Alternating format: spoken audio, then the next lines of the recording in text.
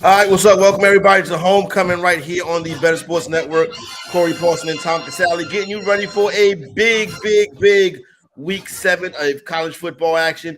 Got a big one today going on in Knoxville, Tennessee, Rocky Top. Big time football game going on out there. Shout out to everybody out there. Going to get you latest updates on that, let you know what to expect, how to bet that game. Got plenty of conference matchups going down also today. Big one in the Pac-12 as well between USC and Utah. Tom, my man, welcome to week number 7 in college football. Big Saturday. Heisman Trophy implications, national championship, college football playoff. What a time to be alive.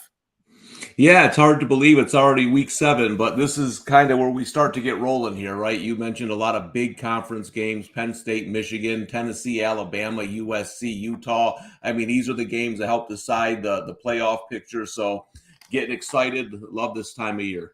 Yeah, no doubt. Sorry, we're already starting to see where some of the boards are lighting up as we look. People are starting to put wagers, get behind the window. So let's get ready to hop into some of these noontime action. And let's start with a big one in the Big Ten today. Penn State at Michigan, Tom.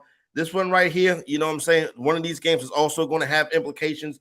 Both of these teams rank. Michigan at home laying 7. The total is 49. A big game for the Wolverines, who's a team I know you like coming into this weekend. Well, coming into the season. Yeah, but I actually went the other way here. The number opened 7.5 on Penn State. And, you know, for me, the number is just too big. I feel like this is going to be one of those defensive, physical games. It's going to be close throughout. This is a tough one because, first of all, I think the last time I won a Michigan sporting event, Cordell Stewart threw that Hail Mary pass.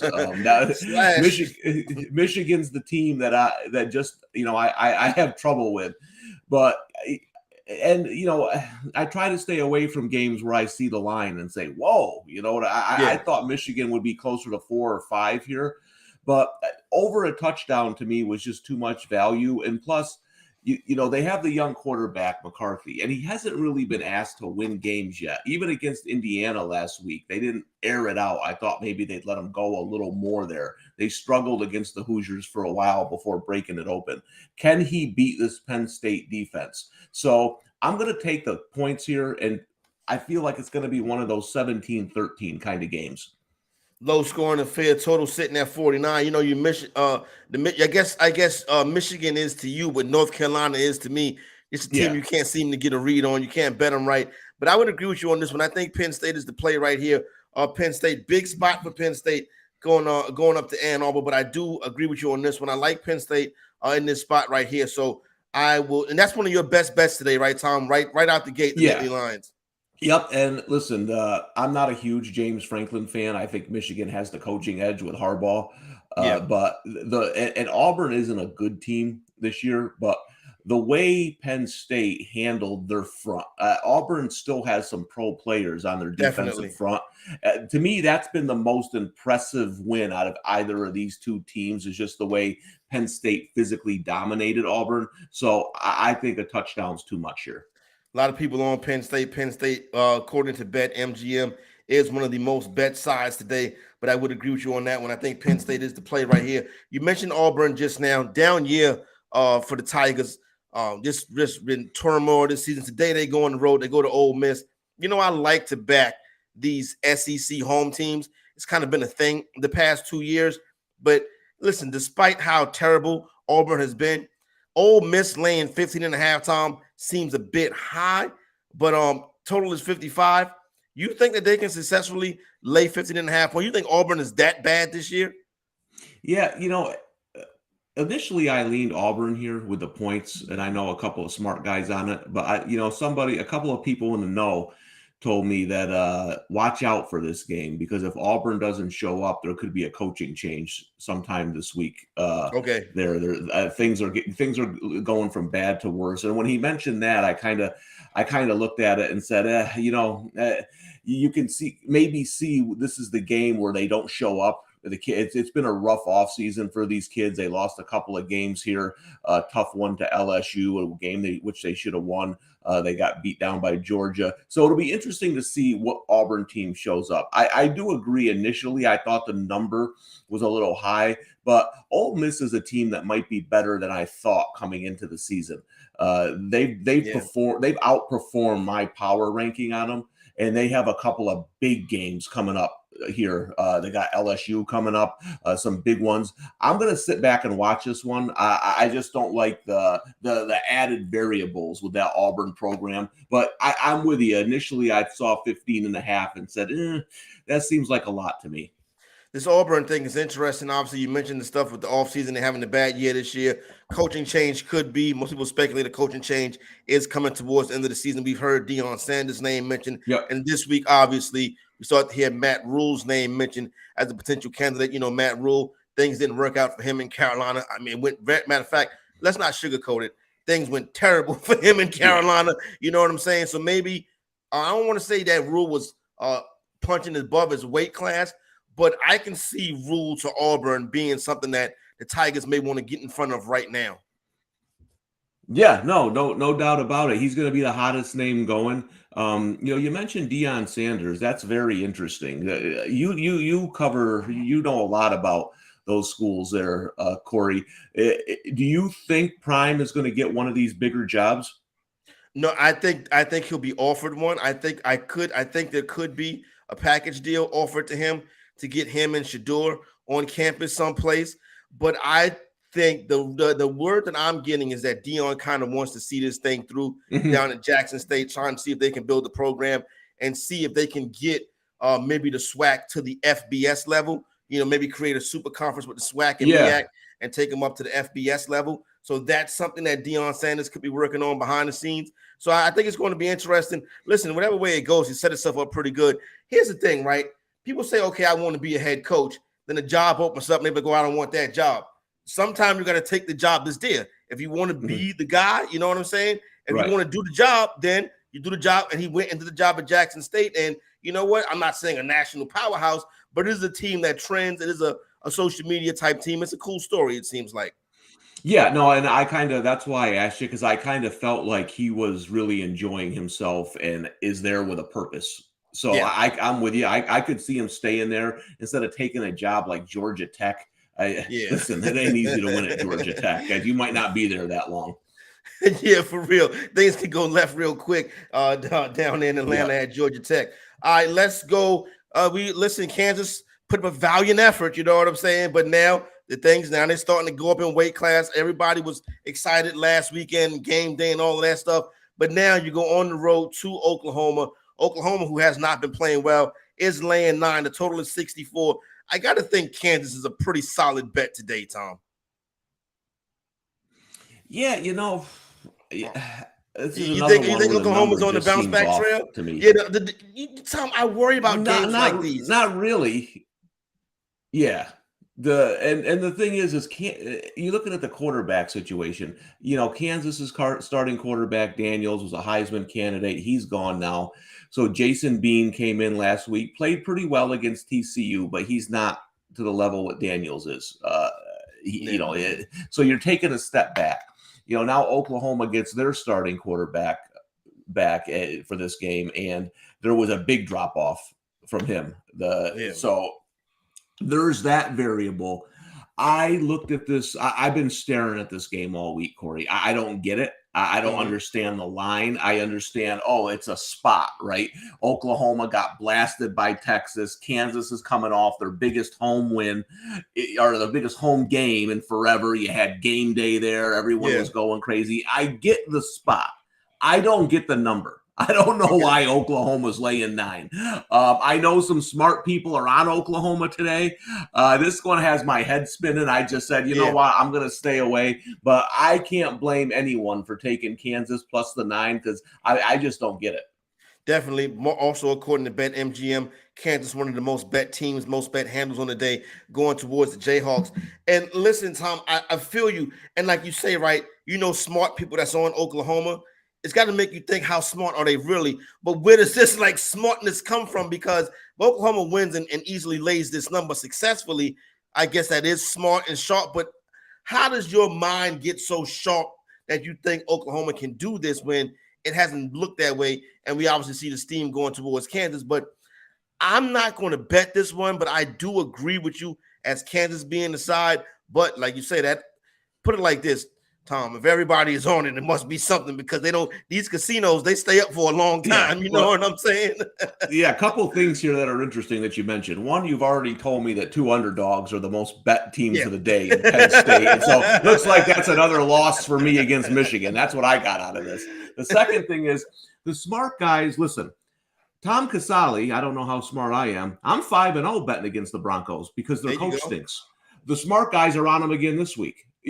So the smart guys do not adjust sometimes, 100%. In my opinion, for variables like all-time bad coaches. I mean, how many times are you going to bet this guy? It's the same thing. We say it all the time with Hugh Jackson in Cleveland. Bet him every week. And sometimes they don't adjust numbers quick enough. The smart guys are similar to odds makers, right? Odds makers are phenomenally accurate, but sometimes they're slow to adjust numbers. And that could be the case with Kansas. I thought they were getting some value last week. They were in that game. They might have won if their quarterback didn't get hurt. So maybe they're just not moving that power ranking enough to give the Jayhawks some respect. I'll tell you what I saw last week was a good football game. I saw TCU. I saw Kansas. That wasn't a game where I left and said, nah, the Jayhawks are frauds. I said, you know what? They lost their starting quarterback. This game was tied late in the game. TCU's a heck of a football team. That's a good game. That's not a bad loss. So for me, this is Kansas or nothing. Yeah, I would agree with you on that one. You mentioned, Tom, the sharpness of odds makers. Nothing that stands out more than 2020 during the pandemic, right? Obviously, sports stopped for a good portion of that year. So when the NBA started back off in the bubble, the first game was the Pelicans versus the Utah Jazz. Yep. The Utah Jazz was laying 6 points. The total was 214. The game fell 6 and 214, like they never had a break, Tom. Right. Like they was handicapping. Like they were waiting for that game for 6 months, right? We got it. Yeah. That's when I realized, my God, you know what I'm saying? After 6 months off, they were like, bang, right there, right on the number. So these dudes definitely know what you're doing. Well, and Corey, listen, I tell people all the time, if you want to bet to have fun, bet football. If you want to bet to win money, bet college basketball and WNBA. That's where you're going to win your money. College basketball has 358 teams. No odds maker on earth can handle 358 teams. So you can find some advantages there. College football, forget about NFL. You might as well you don't have any NFL. No way. You want to see some edges in NFL? Turn into Bettor Zone tomorrow morning at 1 p.m. Around 3:30 p.m. Eastern time, and you'll see how much of an edge the odds makers have. Corey will have the Patriots. I'm going to have the Falcons +5 for some God unknown reason, and we'll see what kind of edge we have.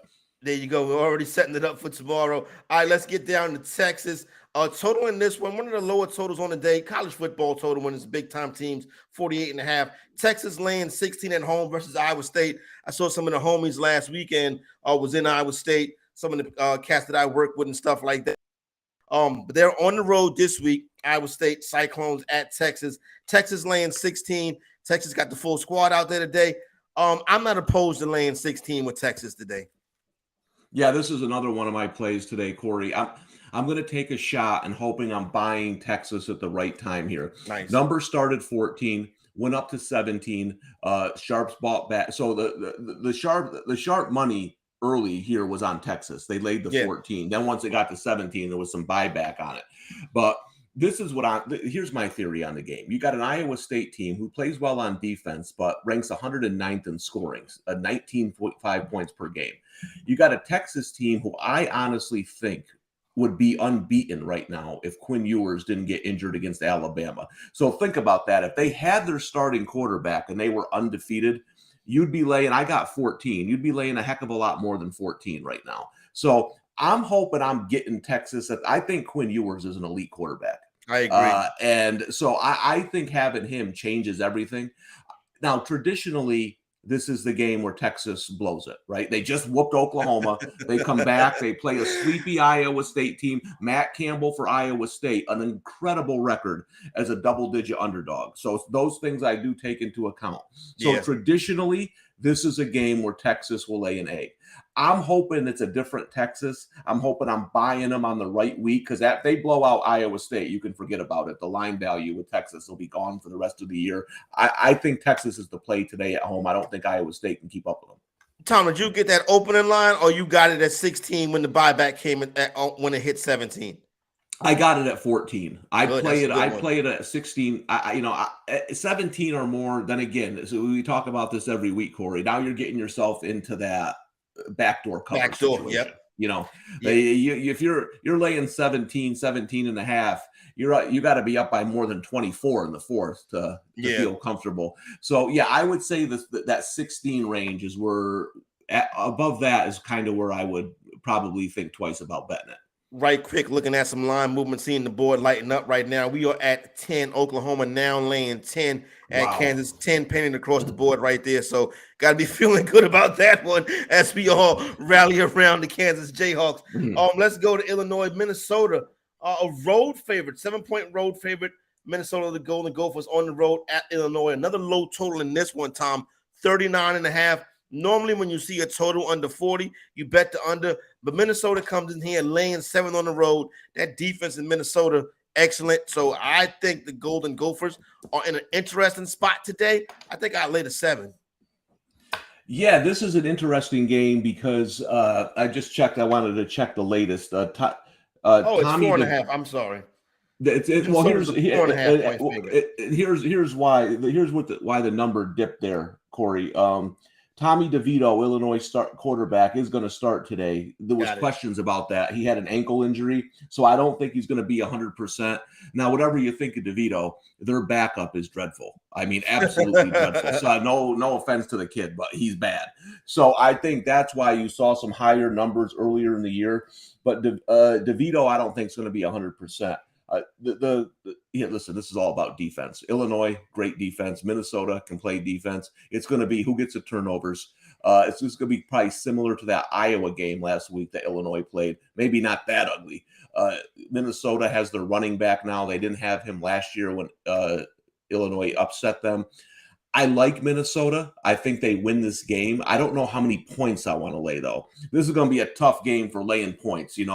These Big Ten games with Illinois, Iowa, Minnesota, Purdue.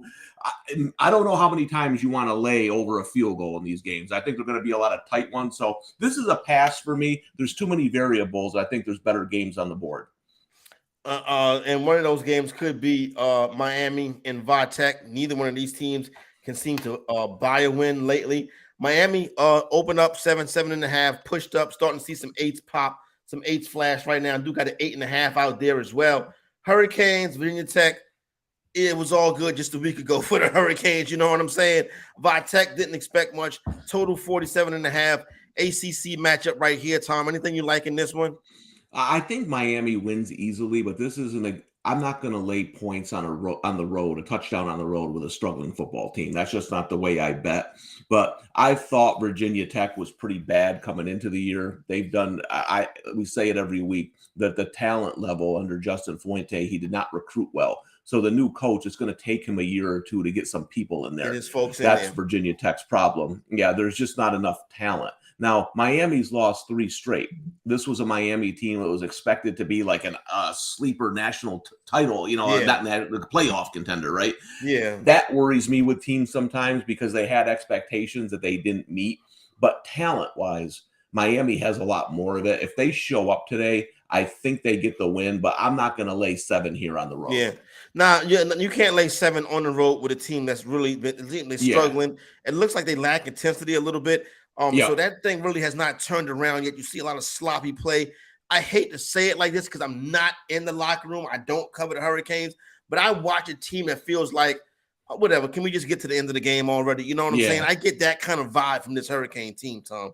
Yeah, no doubt, and that's why I don't want to lay the points. If this was a different team, if this was like a West Virginia, I might take the points here.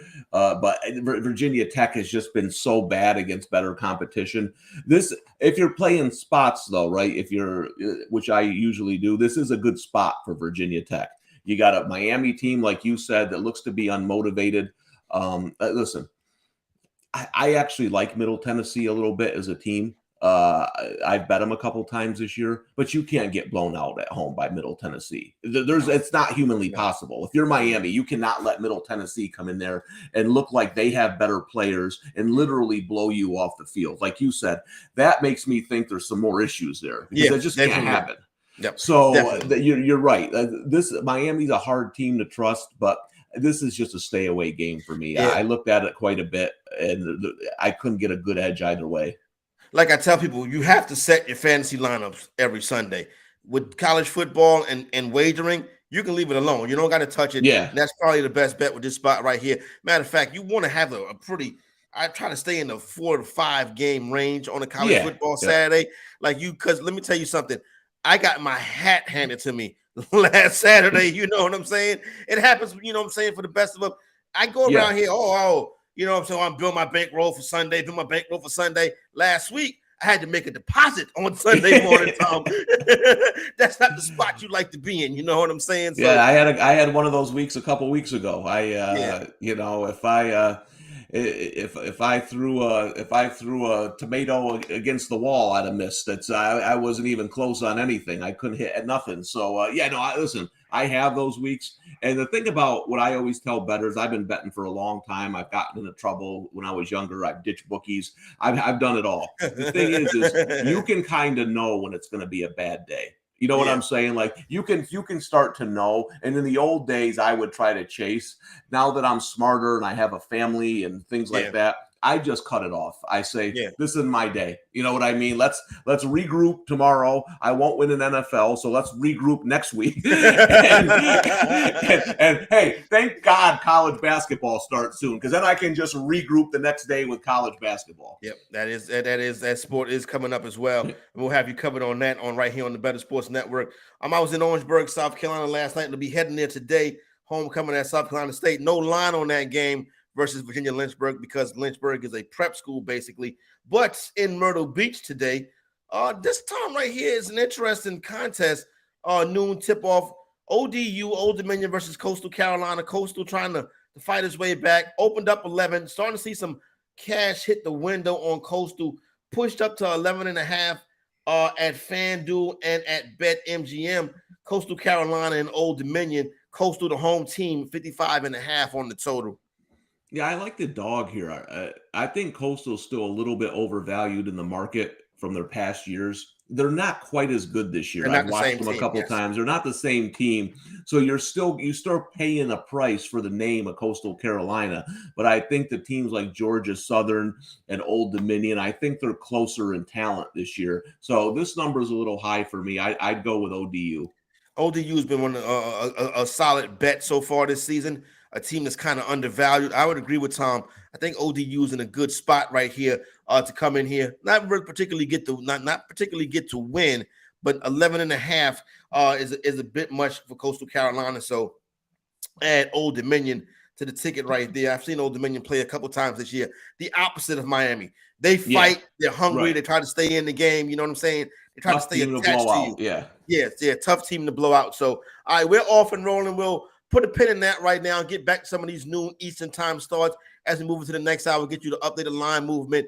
But we got to get into some of today's big matchup. It's a big one going on in Knoxville, not to mention the big one tonight in Utah, Clemson and Florida State, LSU and Florida. The day's marquee matchups, we break it down when we come back right here on Homecoming on the Bettor Sports Network. Bettor Sports Live with Lisa Ann and Rick Kamla at 7 p.m. Eastern, 4 Pacific. We've talked about this. You're not into that, to the dynasty thing. I don't, dynasty is like a long-term relationship, and that just is really tough for me, Rick, I understand. It is such, and then when you say the two things that you say that probably scare me the most is a 14-team dynasty. Then I'm like, oh, this is a now complex relationship that requires a lot of my attention. Not and just a dog that you don't like and all of that stuff, right? Lunch Money with Kyle and Ray. Weekdays at noon Eastern, presented by FantasyGuru.com. I wish they'd get rid of instant replay. I think it's damaging to the sport. I just don't like it. They will never get rid of instant replay on the broadcast. We demand it, and that's why. Remember, replay kind of rose out of the fact that people would sit at home and say, "Why can't they look at this? Why can't they see? I get to see the replay, and I know it's wrong. Why don't they get it?" So that said, okay, we'll have replay. Ray, we're never going to get rid of replay. No. Like you couldn't say, "Hey, the NFL will get rid of it, but we're not going to show it on broadcast." What if the NFL said, "We'll get rid of replay, but we will not show any instant replays at the stadium"? Would you be okay with, like, you'd still get them at home, and you could still yell at the TV, but the ref can't hear you there. Right. Like, I feel part of it is they have to have replay because the millions upon millions of people watching the game have replay. So, like, you can't not have replay when everybody else has it, but the guys making the decisions don't have it. Like, you gotta have replay. It's impossible. It is impossible. It's just my dream. It doesn't help. You get better dreams, Ray. That's not really like it doesn't help. That's the thing. If we use replay and it creates as many questions as answers that it solves, what's the point of it? Well, it's not going to change, Ray Flowers. You're going to be an old man still yelling at the replay cloud. Bettor Sports Network is betting, fantasy, collectibles. It's sports talk done better.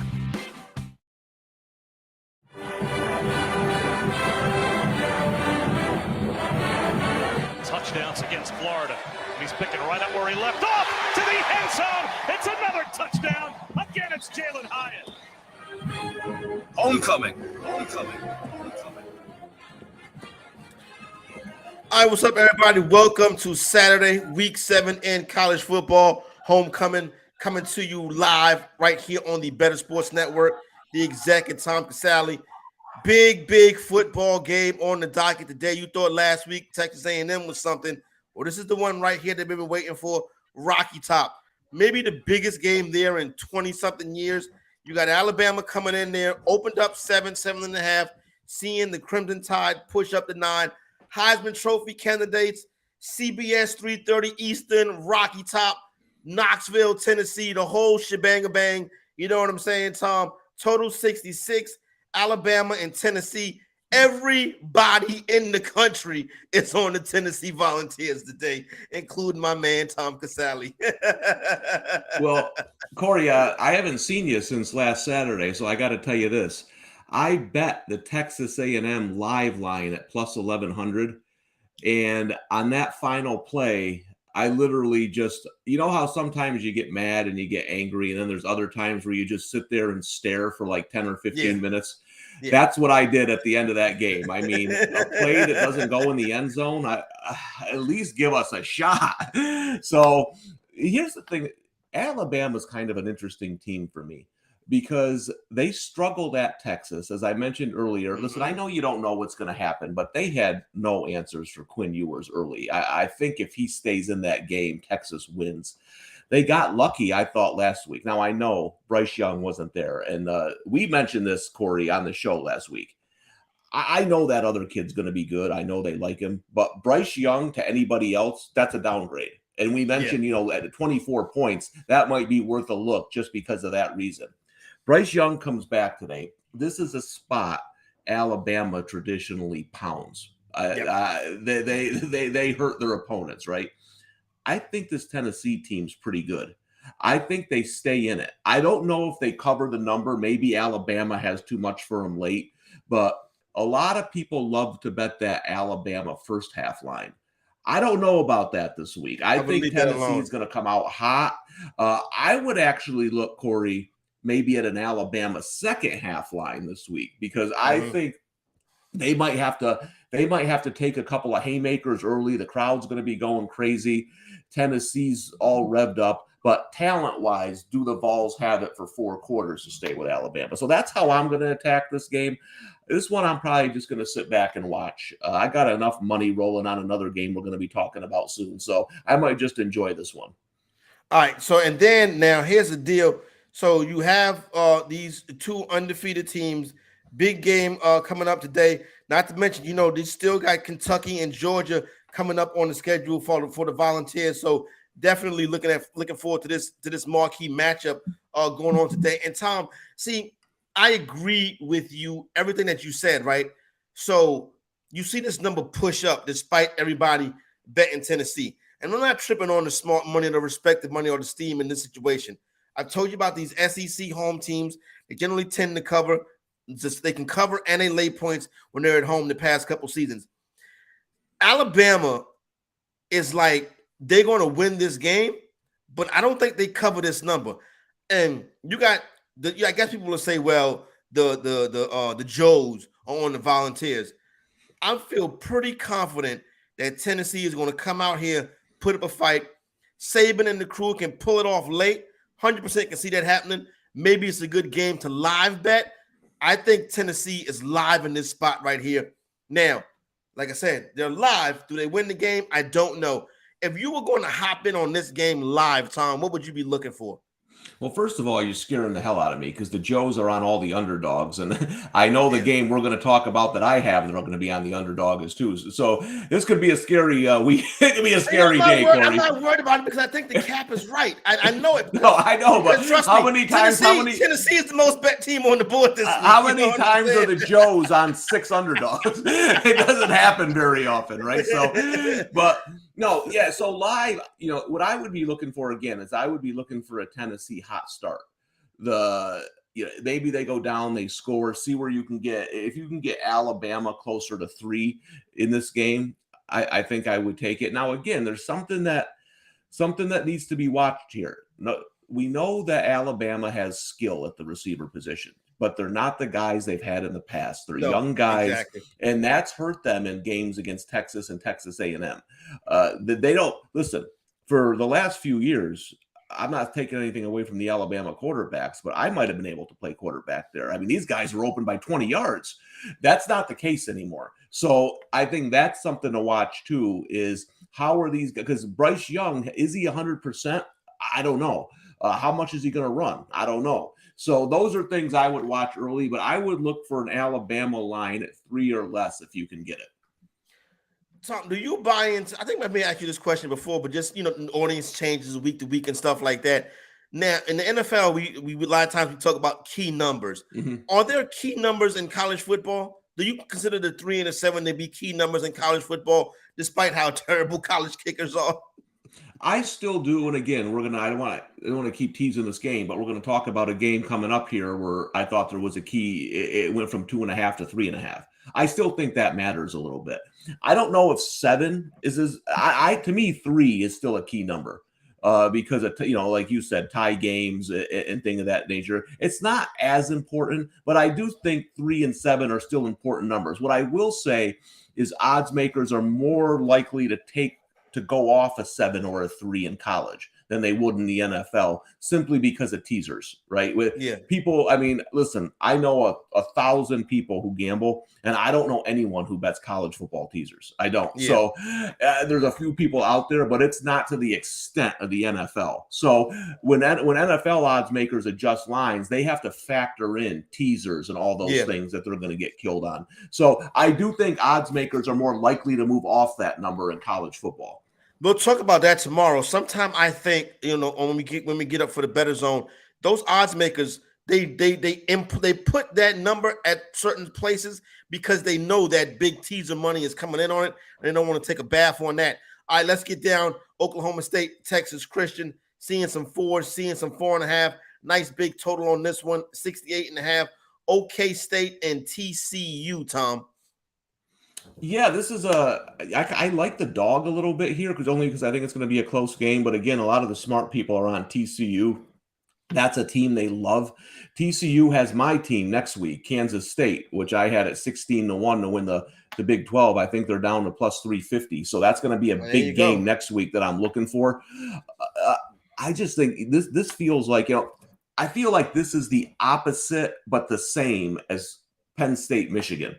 Okay. I think it's going to be a different kind of game, but I think it's going to be close throughout. Like I think Penn State, Michigan is going to be one of those slugfests where it's field, defense makes a play, but it's going to be close. I think this one's going to go back and forth all day, but be close. So because of that, I think the 4.5, there's some value with Oklahoma State. Yeah, Oklahoma State would seem to be the play to me in this one right here. North Carolina State and Syracuse. Interesting matchup right here. Syracuse laying 3 at home versus the Wolfpack. Total is 42.5.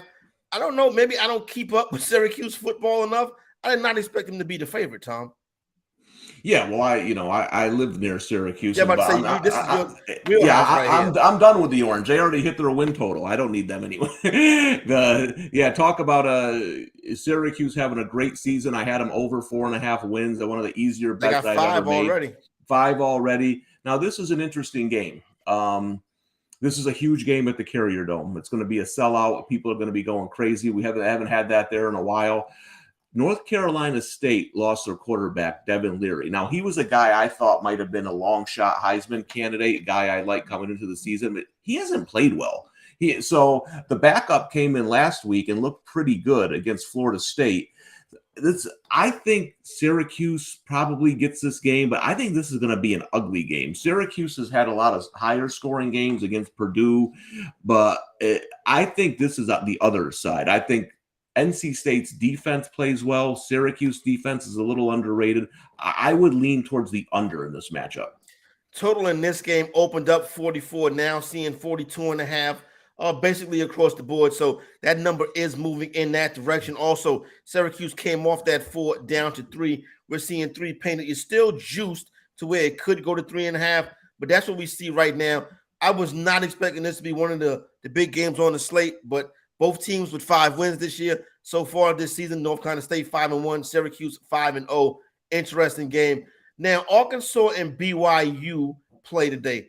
I think the favorite has flipped in this game from BYU to Arkansas. So now I'm looking at Arkansas laying 1. This is an interesting interconference. BYU. This is an interesting interconference matchup, Tom. Arkansas, a team people like a lot coming into the year. BYU as well. This is a very interesting game.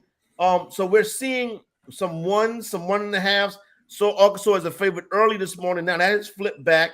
Now we're seeing BYU laying 1.5. Real interesting contest. This is a money line bet right here. So, Tom, I ask you, who wins the game? Yeah, I like Arkansas with their quarterback, KJ Jefferson, coming back. I just think they have more talent, more speed. I know they've lost 3 games. It hasn't been quite the year Arkansas had hoped, but Jefferson was hurt in the last game. They lost to Alabama. So I think there's some things there on why they've been struggling recently. I don't think BYU has the defense to hurt them. Arkansas still has a really good offense when Jefferson's in there. So I like Arkansas on the road this year. I think BYU is still a little bit overvalued. I like watching BYU play, but I do think Arkansas is the spot right here. For the most part, we're seeing pretty points bettors reporting pretty heavy action on BYU's money line. But still, I think that number is coming down and moving in Arkansas's direction. So I think the Razorbacks can go on the road and pull this one off. Interesting matchup, SEC, LSU, and Florida. There's that 2.5 sitting right there for Florida. Real tempting, Tom. LSU, not really a team that the public gets behind. I think that's more because the public has taken a stand against Kelly. So they bet against his team. But I would be weary back in the Gators in this spot right here. Seeing this number actually 2.5, look at this. FanDuel is going to 1.5. So we're seeing some money hit the board for LSU. Yeah, I'm on LSU today. I got that. Now here's one I got at 3 that I thought was important because I think it's going to be a close game. But you mentioned fading Brian Kelly. That's not what you do when he comes off a loss. He has covered 61% of the time overall coming off a loss. And as an underdog, he's at 70%. So Brian Kelly does a great job of getting his team ready to play the following week. And I had Tennessee last week. We talked about it on the show. I know people were on LSU. I didn't see it. I thought Tennessee was miles better than LSU at this point. And so that outcome didn't really surprise me. LSU isn't as good as Tennessee. I think they're slightly better than Florida. I think there's a little bit of an overreaction on the line. See, now where the line is going is kind of where I had it. I had it at pick 'em at or 1. 3 I thought was too much. Going to be a close game, but listen, I say it all the time. People don't like Brian Kelly, but the guy can coach. He took over a team that had lost, a ton of people from the last couple of years. So it's going to take him a little bit of time there. But I think they get the win today on the road. So here's the thing. So we talked about Kelly, right? People fading Kelly. Like I said, they don't know better. That's a very good stat you brought up. And then the public likes Anthony Richardson. You know what I'm saying? Mm-hmm. Despite him, you know what I'm saying, struggling for the most part this season. Still a young man, still got plenty of time to figure it out and get it right. And I say that because I was highly critical of Justin Fields this week. And I was, you can't talk bad about Justin Fields. I was told, oh, he's a young player, this, that, and the third. He don't got no weapons. Every excuse in the book, right? Richardson hasn't really played well outside of a couple spots this season. But for the most part, he's a guy that the public likes to get behind, Tom. But I agree with you. LSU is the play right here, and I would sprinkle the money line. Yeah, and again, I think LSU is better than Florida. I really do. Like I've watched Florida play. I know both teams can struggle to stop the run a little bit. I think both teams will try to run the ball today, but defensively, I think LSU just has more talent than this Florida team right now. Again, new coach, going to take them a couple of recruiting cycles to get some players in there. It's going to be a close game, but I'm going to go with the better team getting the points. Let's head from Gainesville and take it to Tallahassee, where Clemson comes in, laying 4.5 versus Florida State. Total is 51, right? Big money piling in, according to DraftKings. Clemson got the handle. They got the ticket count. Line frozen. Number has not moved all week. Interesting to see where it goes today, Saturday. Man, Tom, you got to have some guts to get behind Florida State in this spot, but I think Florida State's the play here. Yeah, well, I don't have guts, and I'm on Clemson, so there you go. Well, here's what happened, Corey, with this game. It got steamed quite a bit from the opener. The early opening number was 6.5, and then the pros, they steamed this one down pretty good to 3.5. That's where I took it. That's I was where it froze at. Yeah, and then to be honest, right after I bet it, it started moving back up, and now it's back up to 4.5. Tom, you moved the line. Yeah, my $300 is moving money all over the place these days. But here's why I kind of like Clemson in this spot, and again, I took this more based on I thought the steam brought the line down way too low. Where 5 or 6 made sense to me. Florida State runs the football. All right. Clemson, sometimes people overrate this Clemson defense. They talk about it like it's the 85 Bears. It's not that good, but their issues are on the back end. And a team like Wake Forest was able to really exploit where Clemson is weak on defense. I don't know if Florida State can do that. If Clemson shuts down their running game, how does Florida State move the football? That would be my issue. And DJU, I think he's been playing better. I thought if Clemson was going to get caught, it would be Wake Forest or NC State. They got by those games. Now I think they're going to be tough. Listen, I can't blame anyone taking the points with Florida State. I know you're on the pro side, but at 3.5, I thought there was some value with Clemson. Trust me, Florida State is kind of like the same thing as North Carolina with me. I will lose a lot of wagers on Florida State. The basketball team too. I'm a humongous fan of my man Leonard Hamilton. You know what I'm saying? Yeah. I've told people Leonard Hamilton is the best coach in Florida State history, and the Bowden people are like, whoa.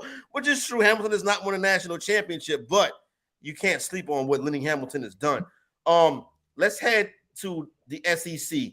Mississippi State and Kentucky. Mississippi State having a real good season. Come in on the road, laying 3.5 versus Kentucky. Kentucky, a team I liked a lot so far this season. They haven't disappointed. 4-2 on the year. Tough one today. State comes in, big spot, SEC, 7:30, nighttime game in Kentucky. Here we go again. SEC home teams, very good against the number. But man, I'm just looking at this Mississippi State, and I don't know if I'll lay this number, but I like State on the money line. Yeah, so the thing here is, remember last week, Corey, I got the early number on South Carolina, 10.5. That Yeah, number that moved was a quite good a one. That was one bit. of my losses last week. And Will Levis was out, and that was a big deal. And remember on the show, you said somebody, one of the pro bettors tweeted a South Carolina money line or Gamecocks money line. And the thing is if you're going to be the projected first pick in the draft, same thing with Alabama. Whoever the guy is who's coming back is a big downgrade. That's it. You know what I mean? And we saw that last week. Will Levis is back now. So that changes everything for Kentucky. I like this Mississippi State team. I do. That they have far exceeded what I thought they were going to do this year. They got a weird loss at LSU where they were kind of blown out, but overall they've played well. This is a bad spot for them. This is a terrible spot for Mississippi State, but the way they're playing, I'm not going to go against them. I could see you doing a money line and a money line parlay. That makes sense to me. Yeah. Close game. I'm going to stay away from this one. Yeah, moneyline parlay made sense to me last week too, until the games kicked off, and I was like, "Oh boy, this is going to be an uphill battle right here." Could be an uphill battle for QB1. My guy Caleb Williams tonight. Utah, USC. This, Tom, is a big football game with college football playoff implications. The Trojans coming into this spot right here on the road. Utah laying 3.5. The total 65. Now, here's what's interesting. You know, through USC's glory day, they were a big public play. Recently, not so much, but today, everybody taking the points with the dog. Utah sitting there at home, laying 3.5. This is a fascinating game for me. I'm probably not going to be able to see this one. I'll probably DVR and maybe I'll catch it on the late night or early tomorrow morning, but I already know the score, so that's going to stink. I'm looking forward to this one, Tom. Break it down for me. What do you think happens tonight in Utah? Yeah, everyone's on USC but me. This is my biggest play of the season so far. Nice. The way I bet, everything points to Utah in this spot. USC has played 2 road games so far. They beat lowly Stanford, and then they played at Oregon State on a game that they had to convert a 4th and 6 to win, or Oregon State held them to 17 points. It was an ugly game. Utah's defense up front, very similar, athletic, can get to the quarterback.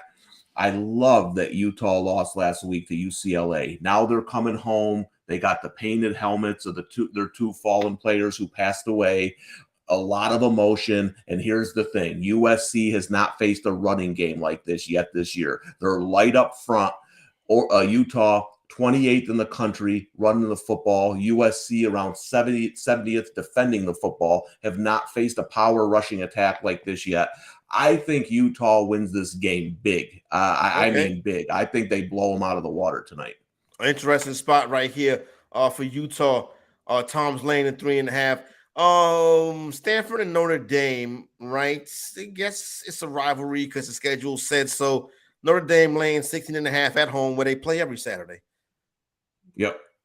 And here, normally I would take Stanford because Notre Dame shouldn't be a 17-point favor over anyone. I agree. But Stanford stinks. But they stink. And I have a theory that I don't know if it's right or not. Stanford lost on the fight, like just an unbelievable last-second play by Oregon State last week. A play, it was kind of like if you didn't see it, it was kind of like the Saints-Vikings playoff game. Remember where the Vikings caught that, over the Saints? And it was exactly like Minneapolis Miracle. Whatever they're calling it. It was exactly like that. And man, you saw the Stanford kids after that play just hanging their heads. It's been a tough year at Stanford. Now, they get Notre Dame, so maybe they'll still be up. It's just, boy, coming off a tough loss like that. For me, this is Stanford or nothing, though. You talk about having guts. You got to have guts laying 17 points with Notre Dame. I don't have those kind of guts. No, I agree. Listen, everybody, you can hop in here, hit us up, hit that call button. You want to give us your plays. You want to ask for our opinions on some of these games today. We got you covered right here. You can throw your best bets today in the chat. Definitely an interactive show. You know what I'm saying? Call in, hop on with us. Listen, the show is really your show. Me and Tom just sitting up here driving the bus for y'all, giving y'all some information, but definitely want your insights on the program. Tom, big Saturday as far as Heisman Trophy race. CJ Stroud right now sitting as pretty solid. I'm going by Bet Rivers, $1.50 favorite. Hayden Hooker is now second at plus 700. Then Caleb Williams at plus 900. Bryce Young at 12-1. Dorian Robinson Thompson at 20-1. Same as Adrian Martinez and Blake Corum and Will Anderson. And then you got Stetson Bennett, who's kind of dropped down as Georgia has not played well. Bennett 22-1. Stroud, Tom, solid favorite right now on Bet Rivers at minus $1.50. But Hooker, Williams, and Young can all do themselves a favor today. Yeah, this is going to be a big week for the Heisman race. So there's a couple of names there that are interesting. Obviously, if you like Hooker, the value is all gone. But if you like him, bet him today. Bet him now, because if he beats Alabama, he's going to be one. Yeah. Right? Now, I like Utah big tonight, but let's say I'm wrong. Let's say USC beats them.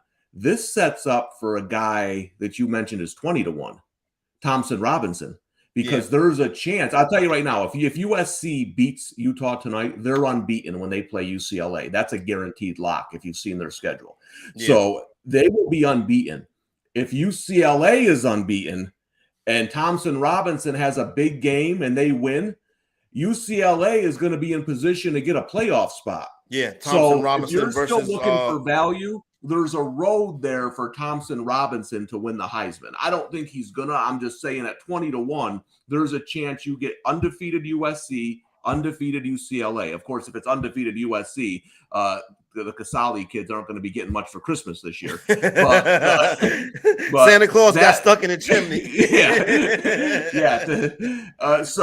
But that will be an interesting game of two potential undefeated teams between Caleb Williams and Thompson Robinson. But I do believe it's Stroud's to lose. But there is still a little value on the board. But today, there's going to be a lot of movement after today. So if you like one of those guys, go out and grab them. Yep, today is a big day in the Heisman Trophy race. Also, we've already had some college football games played this week. Tom, we'll get your thoughts right quick on a couple of these as we head towards the top of the hour. So, Louisiana Lafayette and Marshall. Marshall was a 10.5-point favorite in this game. They lose outright. Louisiana Lafayette wins by 10 points. I wish I could have had a reverse split on that one. Yeah, a couple of teams that played this week that are starting to play better. One of them is Lafayette. Moore was expecting of them coming into the season. They started off slowly. They're starting to play better now. Another one, if you mentioned last night's game, watch out for Navy. Navy backdoored SMU. The game wasn't back, but their offense is starting to get a lot better. They play Houston at home next week. Let me tell you something. Old Tom Casale is going to be on the option Naval Academy. I might be wearing one of those Navy hats next week because I'm going to be on the midshipman big next weekend. You saw last night SMU did survive and get the win 40-34, and that when the over cashes, that number closed at 59. SMU cannot cover. Navy gets the cover in this one. West Virginia and Baylor. This one was Baylor was laying 3. West Virginia wins by 3, closes 54.5. The over cashes. Any thoughts on West Virginia and Baylor from this past week?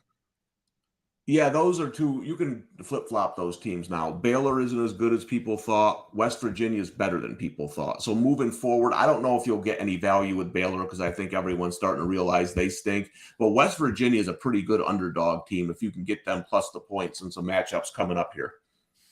What else we have? Central Florida. They beat a team worse than they beat State. They beat Temple 70-13. They successfully laid 23.5 points, a rocking chair victory over Temple. Temple must have sent their basketball team, Tom, 70 points the Golden Knights put up on their home field in the bounce house. Yeah, that was a tough game for Temple. This probably isn't the best time to tell you I kind of like Temple next week against Tulsa after that performance. So we'll wait a while.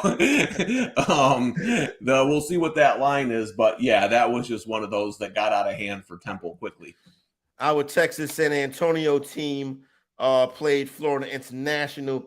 They were a big favorite. Did not cover the number, but obviously they went out there and got the victory. So that's some of the games that have already taken place so far this week as we get into week 7 of college football season. Don't forget, still want your interaction. Hit that call button, hop in here.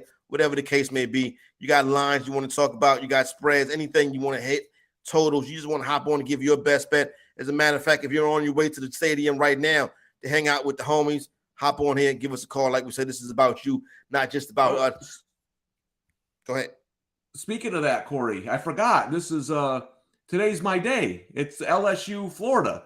The cooking the alligator. I forgot to mention that when I took LSU. I'm gonna have the gators cooking up on the barbecue, baby. This is my favorite tailgate is when they cook those full-size gators, where I have no idea where they got them. I have no idea how you cook a full-size gator, so I'm fascinated by that. Definitely want to see some highlights of this YouTube or a meme or something. Yeah, cooking the full-size gator. Let me tell you, them gators are strong. You know what I mean? Like there's we have this area not too far from where I live at, where it's like wildlife preservation, and you can go and drive through there. They call it Alligator Alley because it's kind of swampy down here. And you know, my son's 21 years old. He's not Tom. You know, it doesn't really get that much better as they get older. You know, they got to get past 25 first. You know what I'm saying? But this is almost like being a toddler again, right? So he's driving. He was really looking for an alligator. You know what I'm saying? And he's like, he gets out the truck, and I'm like, Jaden, they can't catch me. Let me tell you something. An alligator may not look like they can't catch you, but if an alligator get on your tail, you can be breathing pretty heavy because gators move real fast. Real fast. Forget about. First of all, I will never, ever, ever be in any place called Alligator Alley. So I can tell you that right now. It's I live up in the Northeast. I don't want to. I see gardener snakes, and I put the house up for sale. So there you go. But let me ask you, Corey, down in your neck of the woods, can you like go into a store and say, "I'll take a whole gator"? Like, where do you get a whole gator? Do you have to like kill that yourself? I think you got to go out there and get that yourself. Like I said, I know plenty of people back here in these woods and these swamps. You know what I'm saying? And I, listen, those are things I avoid, but I never heard nobody saying they're cooking one. I do know they're prevalent out here in those areas, those real marshy, swampy areas. As a matter of fact, my pops has a retirement job at the recycling center, right? People come and dump their trash because it's not like, it's not like New York City sanitation. You know what I'm saying? Right. People come and dump their trash, most people like to burn their trash, right? So this one dude came and he was throwing away a doghouse. You know what I'm saying? Like a whole doghouse. I was like, well, why are you getting rid of that good doghouse?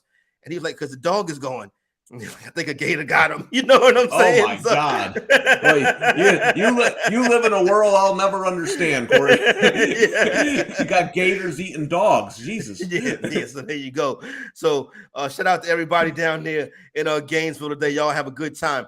All right, Tom, let's take a break. Come back, hour number 2. Want to swing back to these noon matchups to get you up to date on the line movement on that. Also got some big in-conference games today, some group of 5 stuff as well, and then we'll see what's going on later on tonight when we are on tilt.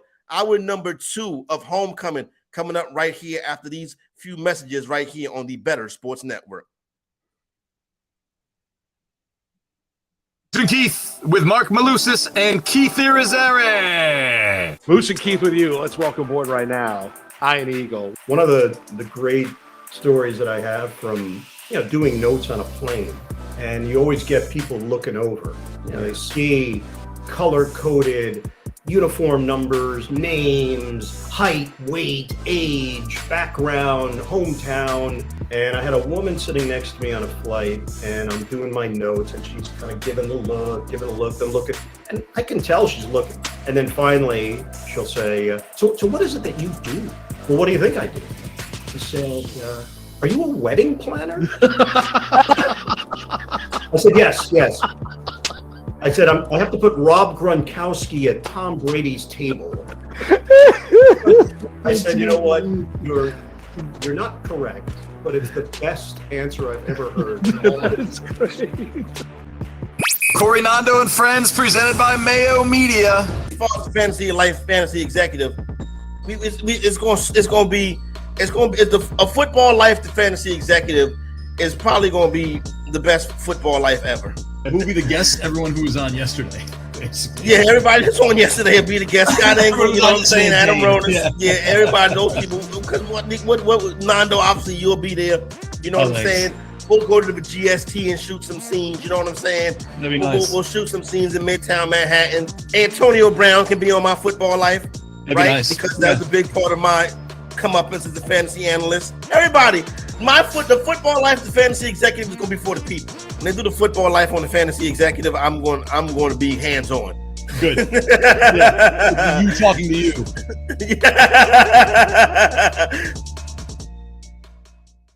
Lunch Money with Kyle and Ray, presented by FantasyGuru.com. Cheetos or Doritos? I truly love both. Cool Ranch Doritos. I grew up on Cheetos. I was a big Chester Cheetah guy. Oh, nice. But Ray, as I have aged into adulthood, I've moved away from the fun that is the Cheeto, and I've gone to the more cosmopolitan Cool Ranch Dorito chip. So I'm probably a Cool Ranch guy. How about you? I would go Doritos. I don't like Cool Ranch. The traditional, original, regular, whatever it is really good. But my favorite's actually the sweet chili, the purple bag. Oh, it's delicious. It's fantastic. Yeah. The one that sucks, and I think we can all agree on this one, taco. Yeah. I know a lot of things, and I'm perfect at a lot of things. My Dorito trivia is a little shaky. Okay. A little shaky. But I think taco is the first flavor.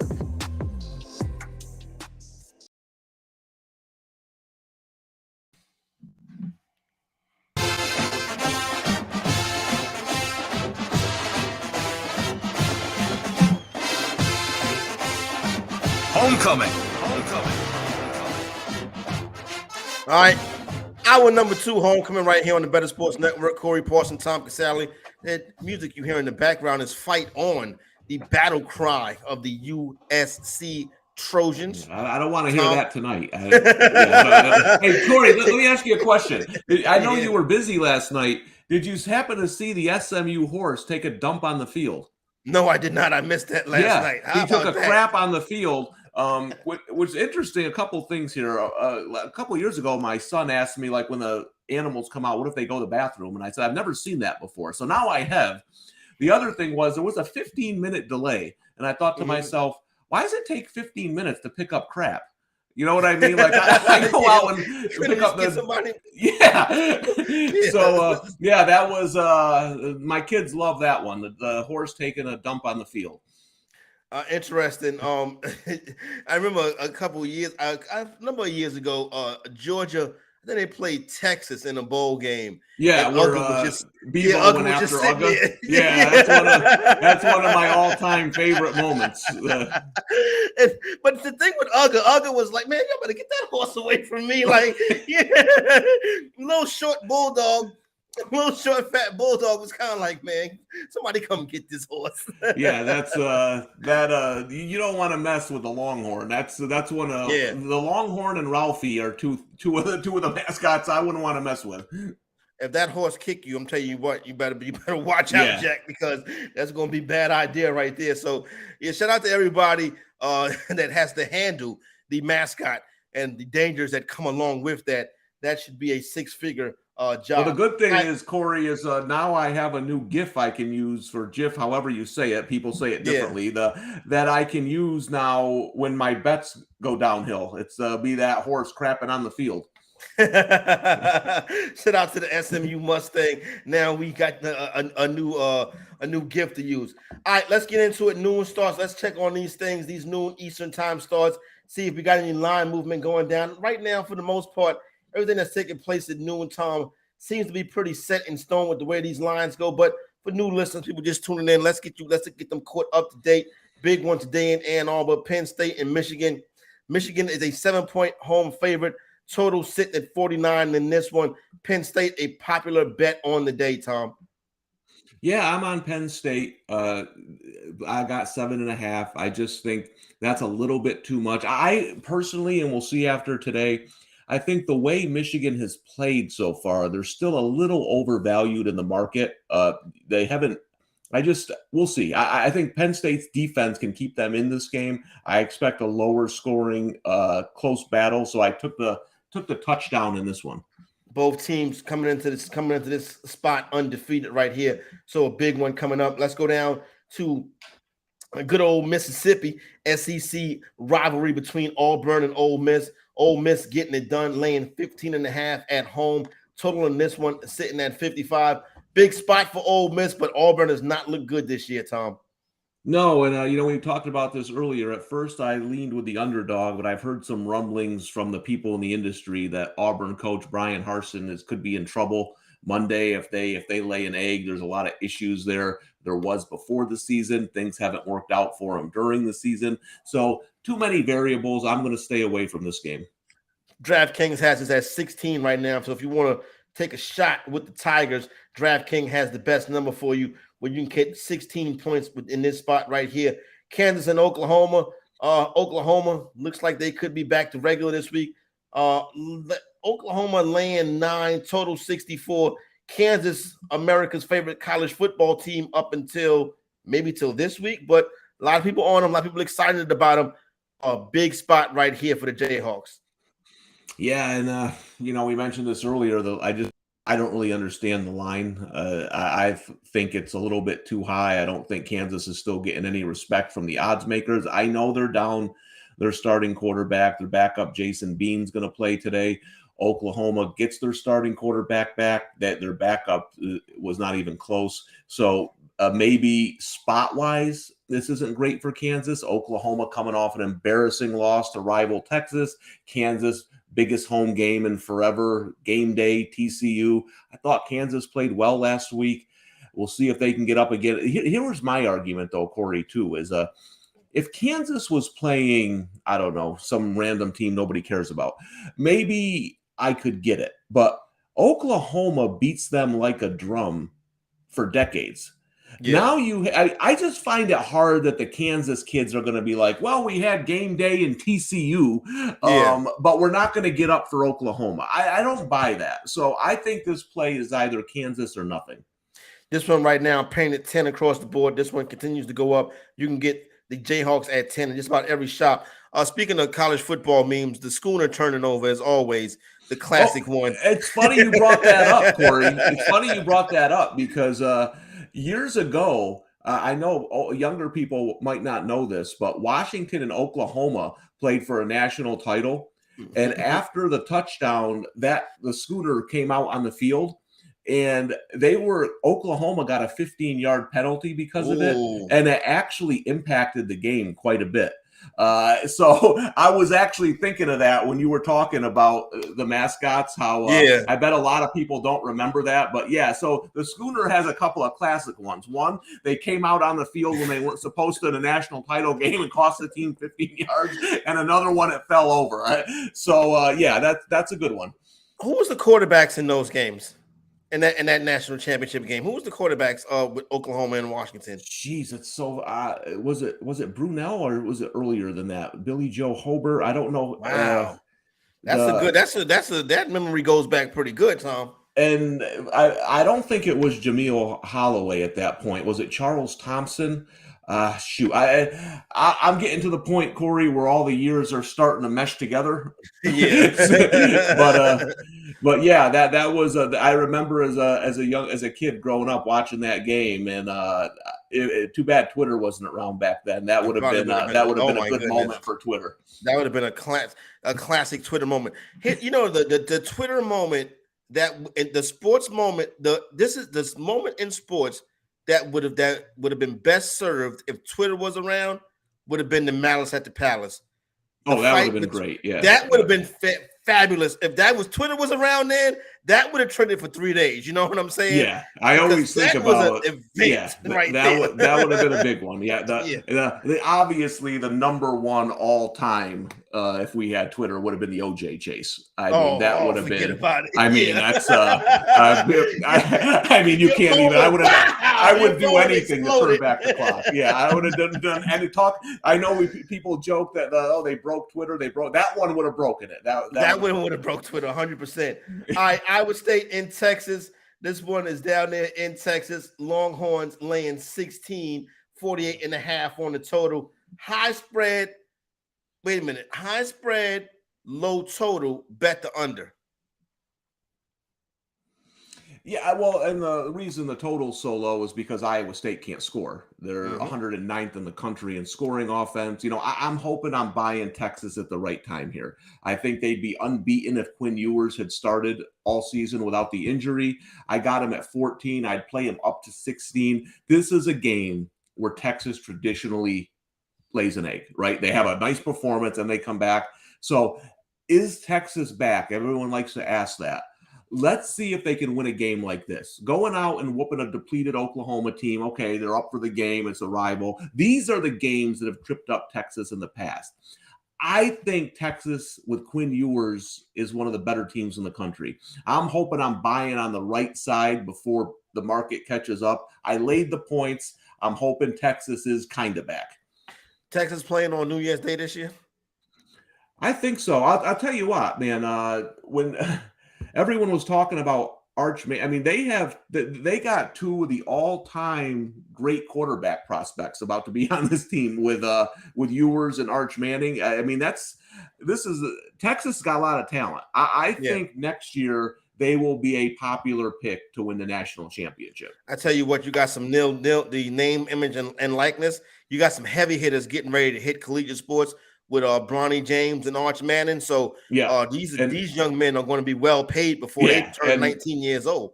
And I heard a rumor, Corey, that Texas boosters have a lot of money. So we'll have to see how that works out. But again, listen, we talked about it. Teams in these big areas with a lot of, like, a team like Texas could really make a move now that you can pay these kids with the amount of money their boosters have to throw around. It's going to be interesting.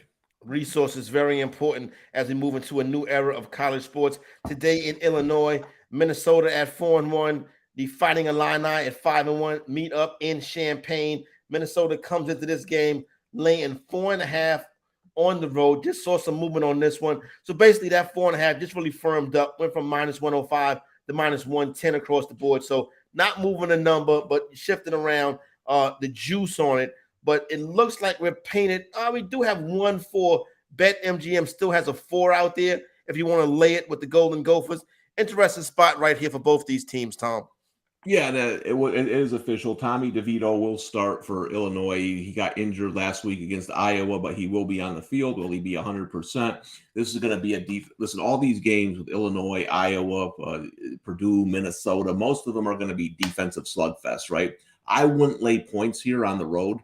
I don't think it's a great spot for Illinois. I think Minnesota probably wins the game, but I just think there's too many better games on the board to bet than this one. Miami and Vatech, is that one of those games? Hurricane landing on the road to 7.5, 47.5 the total. No, this is a dead stay away game for me. I think Miami can get right against Vatech if their heads are in the game. Vatech is a really bad football team, but spot-wise, this is a terrible spot to lay points. You got a Miami team that's lost 3 straight. They're going on the road against a bad team. Are they going to be motivated? I don't think Miami should be laying 7 points on the road, but Vatech isn't the team I'm going to test that theory with because they're just so awful right now. This is a pass. Just about 8.5 laying it with the Hurricanes about every spot on the strip or on your phone, whatever app you want to use. Still got an 8 hanging out there at DraftKings, juice to -$1.15. 2-3 Hurricanes, 2-4 Virginia Tech. Good idea to probably lay off this one here. ODU, Old Dominion, a team we both like this season. Got a couple ODU wins underneath my belt. They are down here in Myrtle Beach taking on Coastal Carolina. I'm starting to see some 12s pop with Coastal Carolina, but ODU is the side we're on, Tom. Yeah, and we've mentioned this a couple times, Corey, and this is a great part of the season where you can start to catch things like this, is Coastal Carolina still being a little bit overvalued in the market because they're being associated with the name Coastal Carolina from the last couple of years. This team isn't as talented. They're not as dominant. So you're starting to catch a couple of points of value, I think, going against them. We mentioned ODU, a team that'll fight you, a team that'll, that is hard to blow out. I like ODU getting the points today. That just missed my card. It was one of my last, big leans that I left off, but I have no problem with anybody taking the points with ODU today. When I saw early in the season when they beat Virginia, was it? Or Virginia Tech? One of them teams, they had an upset at home earlier this season. Tech. They beat Virginia Tech, yeah. And the way that the students and the players was on the field after the game, jumping up and down, I was like, you know what? This seems like they got it, like it seems like it's together, unlike the Miami Hurricanes, to where it seems like everybody goes to their own separate corners, you know what I mean? So I think you have a team in ODU. Interesting to see how that one plays out today. That's a start coming up, I believe, at noon Eastern time as well. So there, you got ODU and Coastal Carolina. Jalen says, "Do we like Kentucky, Tom, getting 3.5 today? Kentucky and Mississippi State." Jalen, I'm a Mississippi State guy in this spot, not because of Dak Prescott, but because I like the way that State has been playing. So I would probably take Mississippi State on the money line, but I can see where you would play Kentucky. SEC home teams very good against the number the past 2 years. What do you think, Tom? Yeah, we discussed this one a little earlier. This is a tough one because Kentucky gets Will Levis back, which, listen, if you go from Will Levis to the backup, I don't care what you did in the last game. It's too big of a drop-off for me for that game to mean. I had South Carolina plus the 10.5, but they won outright, no Will Levis. This is a good spot for Kentucky. Mississippi State coming on the road. They've blown out a couple of teams. So I think Kentucky getting the 3.5, 4 points is a really good spot. My one concern here is that I misjudge Mississippi State coming into the season. And when I badly misjudge a team, I have to kind of alter my rankings and where I put them and everything. So that's a team I'm kind of still not firm on. I don't really know how to judge them against some of these other teams yet because I was so off on it coming into the season. But spot wise, Kentucky would be the play today.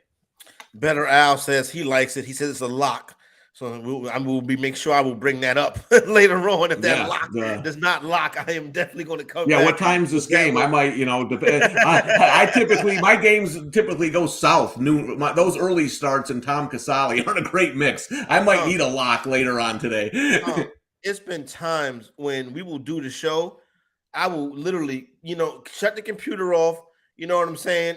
Go in the room. The Croc Mafia, throw the Crocs on, cut the TV on, and my team is down 7-0. You know what I'm saying? I'm like, well, what happened? The show just ended. You know what I mean? No doubt. Listen, I was so happy Tennessee beat LSU last week because I thought to myself, this might be the first noon game I've won all season. I got 2 rolling today, Corey. I got Penn State and I got Texas kicking off early. So I might need this Kentucky lock at some point.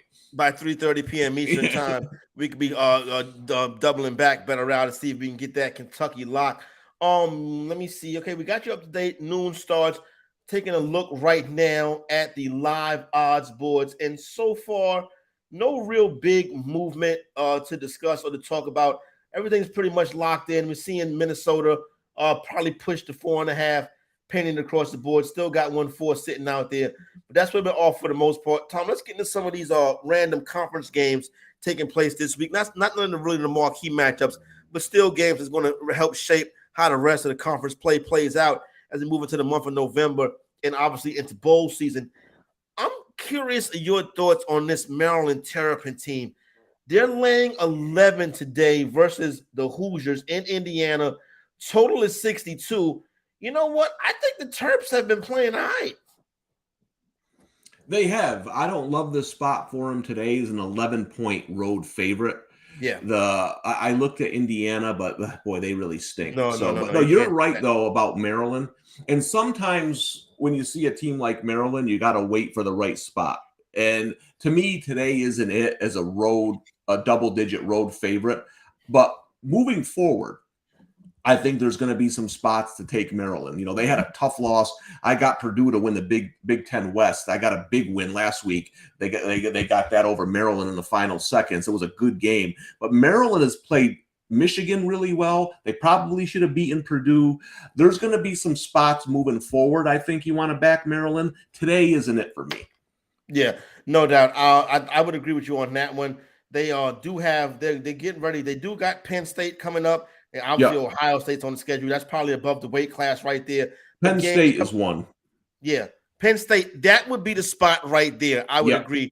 Going on the road to Penn State, Maryland is going to be undervalued. So We still got time before we get to that week, but put a pin in that one right there because that'll be a good spot to get behind the Maryland Terrapins. Let's head out to East Lansing. Michigan State hasn't really been having the season that they want to have this year. Got a total of 49.5 in this one.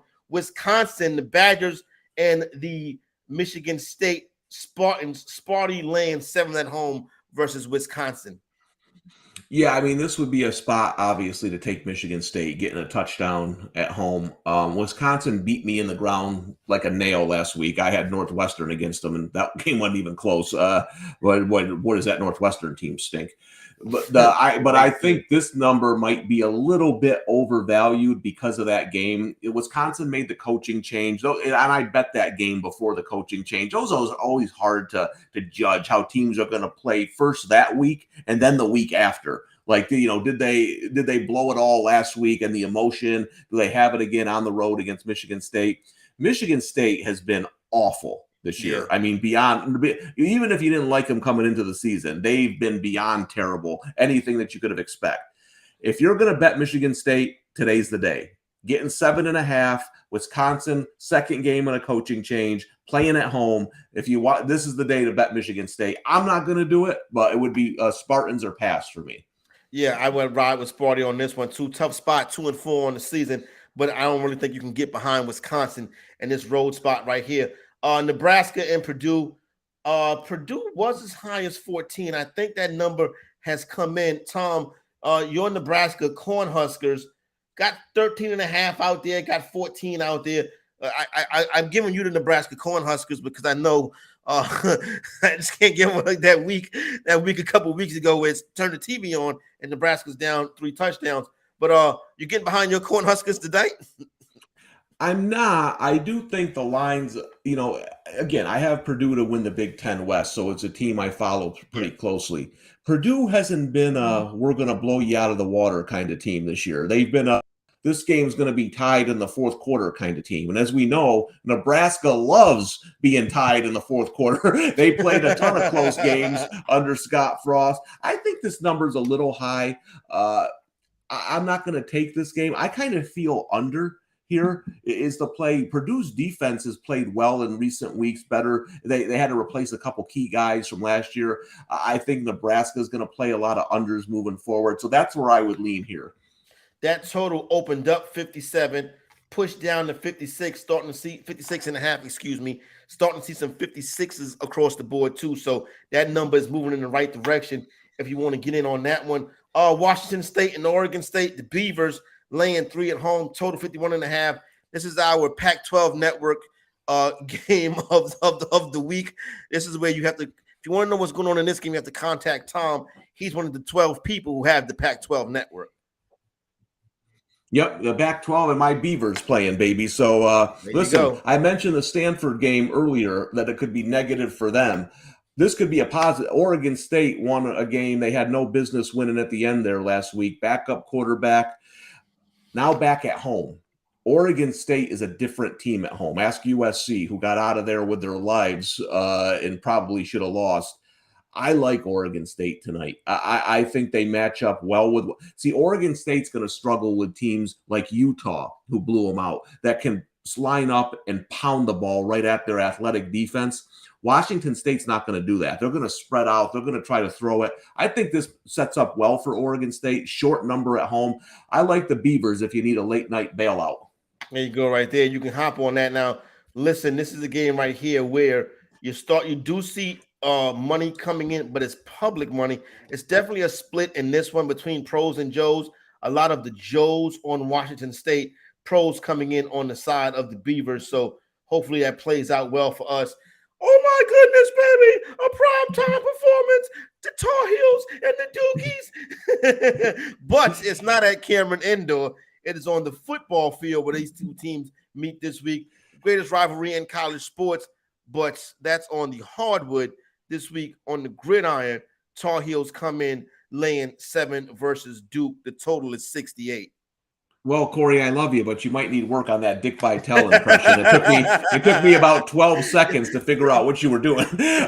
Is that Dick Vitale, Kermit the Frog? What are we doing here? But yes, this is a Dick Vitale college basketball special. Nobody loves that game more than him.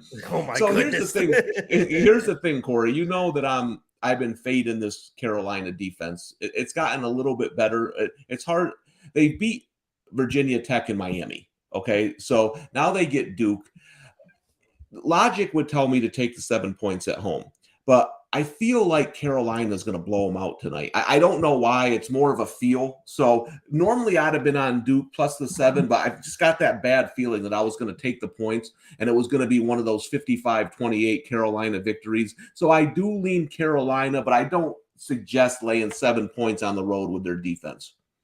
Yeah, no, it's tough to get behind. First of all, you know I'm not touching it because you know how I am with the Tar Heels.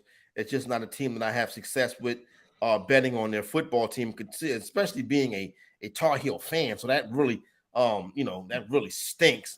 Corey. So if you want to look for something in this game, Carolina's defense has played better since getting blown out by Notre Dame. Okay, do they play now? If they play okay tonight, that's 3 in a row. That means that awful defense we saw at the beginning of the year is starting to improve, and their offense can score on anybody. So that would be a team I want to watch them tonight. That could be a team moving forward who we could get some value on based on early season defensive problems.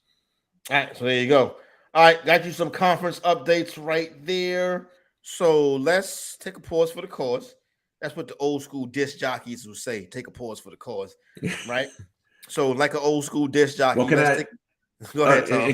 Can I run to the bathroom during that pause for the cause? Yes, that is the reason. That's the reason for the pause for the cause. All right. That's the cause. But I'm all for it. So in my old school disc jockey voice, pause for the cause. When we come back, we're playing the hits. And in this for the hits, I mean today's marquee matchups, particularly a big one in Rocky Top. Homecoming on Bettor Sports Network right here with Corey and Tom. We'll be right back. Corey, Nando, and friends, presented by Mayo Media on Bettor Sports Network. Offense is down this year, Nando. Yeah, it is. Offense is down this year. Definitely. Offense has been problematic this year. There's a lot of teams in the NFL that struggle offensively. Let me look it up right now. Geno Smith right now is QB6 on the season. I can buy that. I can buy that too. What's in the top 12 right now, Nando? Yeah. This is going to blow your mind. Josh Allen, Lamar Jackson, Jalen Hurts, you know. QB4, Kyler Murray. QB5, Joe Burrow. Even with that being the top 5, okay, cool. I get it. Now here's where things get weird. QB6, Geno Smith. QB7, Carson Wentz. QB8, Jared Goff. Geno Smith, Carson Wentz, Jared Goff on QB 6, 7, and 8. That's crazy. Those are undrafted dudes. Wentz throwing for a lot of yards. The Commanders can move the football, Nando. Yeah. The problem is they shoot themselves in the foot with penalties. Right. And that turnover is coming at some point. That Wentz interception, that Wentz fumble, you're going to get it at some point. Yesterday, they got it at the worst possible time. They're driving down to try to win the game. Bam, there goes the turnover. You know what I'm saying? Yep. But outside of that, his yardage, he might have threw for 375 yesterday. Yeah, you're right. You're right. QB9, Herbert. QB10, Mahomes. Mahomes and Herbert, 2 of the first quarterbacks going off the board this year in drafts are QB9 and 10. QB11, Kirk Cousins. QB12, Tom Brady. 13 is Daniel Jones. He's running. Yeah, Daniel Jones is athletic. He is athletic. That was one thing that Jones does have with his game. He's running through injury. Yeah. Well, he's trying to hold on to his job. Give him credit, man. Good for him. This offense has not been great, been bottom line. You know what I'm saying? Offense has not been great this season. QB 32, Mac Jones. He's a starter. Winston has missed time. Dak Prescott has missed time. You know what I'm saying? Right. So that could be a no Trey Lance, right? Justin Fields is a starter. You didn't expect much from him. Baker Mayfield. Oh my God, he stinks. That's a starter. Matthew Stafford, a starter who stinks. Matt Ryan, a starter who stinks. Ryan Tannehill, a starter who stinks. Aaron Rodgers is QB 18. The reason why offense stinks is because quarterback play has declined. however you're invested in sports. From betting to fantasy, collectibles, and more. Join our community on Bettor Sports Network.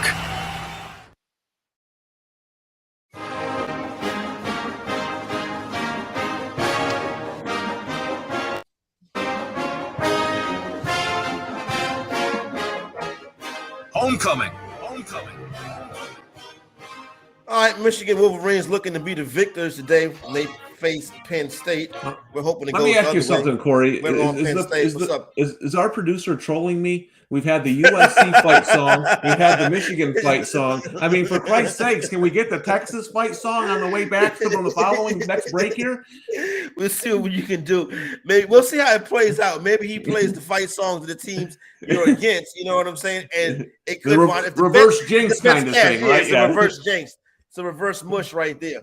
So that'll be interesting. We got to make a note of that and see how that plays out for us this week, and then we can fix that moving forward. But the big one today is in Rocky Top. Heisman Trophy, college football playoff, SEC, just a big, humongous. This is what college football is all about. CBS, 3:30 p.m. Eastern Time, the pageantry of college football. You get it all today in Rocky Top, Tennessee and Alabama. Crimson Tide right now, Tom. I give you the latest lines. You get the latest lines right here on Homecoming on the Bettor Sports Network. Up to the moment, we are looking at an Alabama team on the road. They get their Heisman hopeful quarterback back this week. They are laying 9. We're seeing 9 across the board right now for Alabama on the road. Well, there's some 8.5s out there as well. 8.5 or 9, Alabama on the road. Both teams undefeated. Big one in Rocky Top. Yeah, and you mentioned, big. You know how it's weird, Corey, how sometimes these Saturdays can take a theme, even though like all the games are their own entity, right? Like it's not like all the kids say, "Hey, we're going to lose today," but it'll be interesting because this could be a big shakeup Saturday. You have teams like Alabama playing Tennessee. You have USC playing Utah. You have Clemson playing Florida State. I mean, I'm big on chaos. I love me some chaos. So I wouldn't mind seeing a couple upsets here. I can't wait to watch this Tennessee-Alabama game. I think it's going to be a good football game. Like I said, I think Tennessee is going to stay in this game for a while. So I'm not a fan of the big Alabama first half bet this week that people love. I almost would like to bet Alabama live or in the second half. Tennessee is going to come out swinging. The place is going to be going crazy, kind of like Texas earlier this year where Alabama went into that buzzsaw. Now, Saban does a great job of getting his teams ready for these big road conference games in the middle of the season. His teams, like Bill Belichick, usually improve throughout the year. So for me, this is going to be a watch. It's going to be a possible live betting situation if I can get Alabama 3 or less. I know a lot of money on Tennessee today, getting the 8 points. I can see it. I think it's going to be a good game. I want to touch back on what you said in the first hour and kind of what you alluded to just now. Big shakeup Saturday. Talk about the marquee matchups on the slate today. And we'll get into USC and Utah a little bit. But the Heisman Trophy, Tom, you mentioned it earlier. Big Saturday for the Heisman Trophy. C.J. Stroud firmly sitting at $1.50 favorite right now. But Hendon Hooker, Caleb Wilson, these guys are on the come up. And what's my man from the young man from UCLA, Dorian and Thompson Robinson, 20-1. Dorian Thompson Robinson, Bryce Young in the mix. So Heisman Trophy. If you're looking for somebody, Tom, how do you get advantage in the Heisman Trophy race this week? Yeah, and we mentioned this earlier. Now, for me, now I can't bet this in New York because somebody made a law in 1830 that hasn't been changed yet, so we can't bet on things like Heisman Trophy. But if there was the market available, I think I would take a shot on Dorian Thompson Robinson only for this reason. UCLA's unbeaten. USC will play them with either 1 loss or 0 losses. If they lose to Utah today, it'll be 1. If they beat Utah, it'll be 0. Their schedule is very easy until UCLA.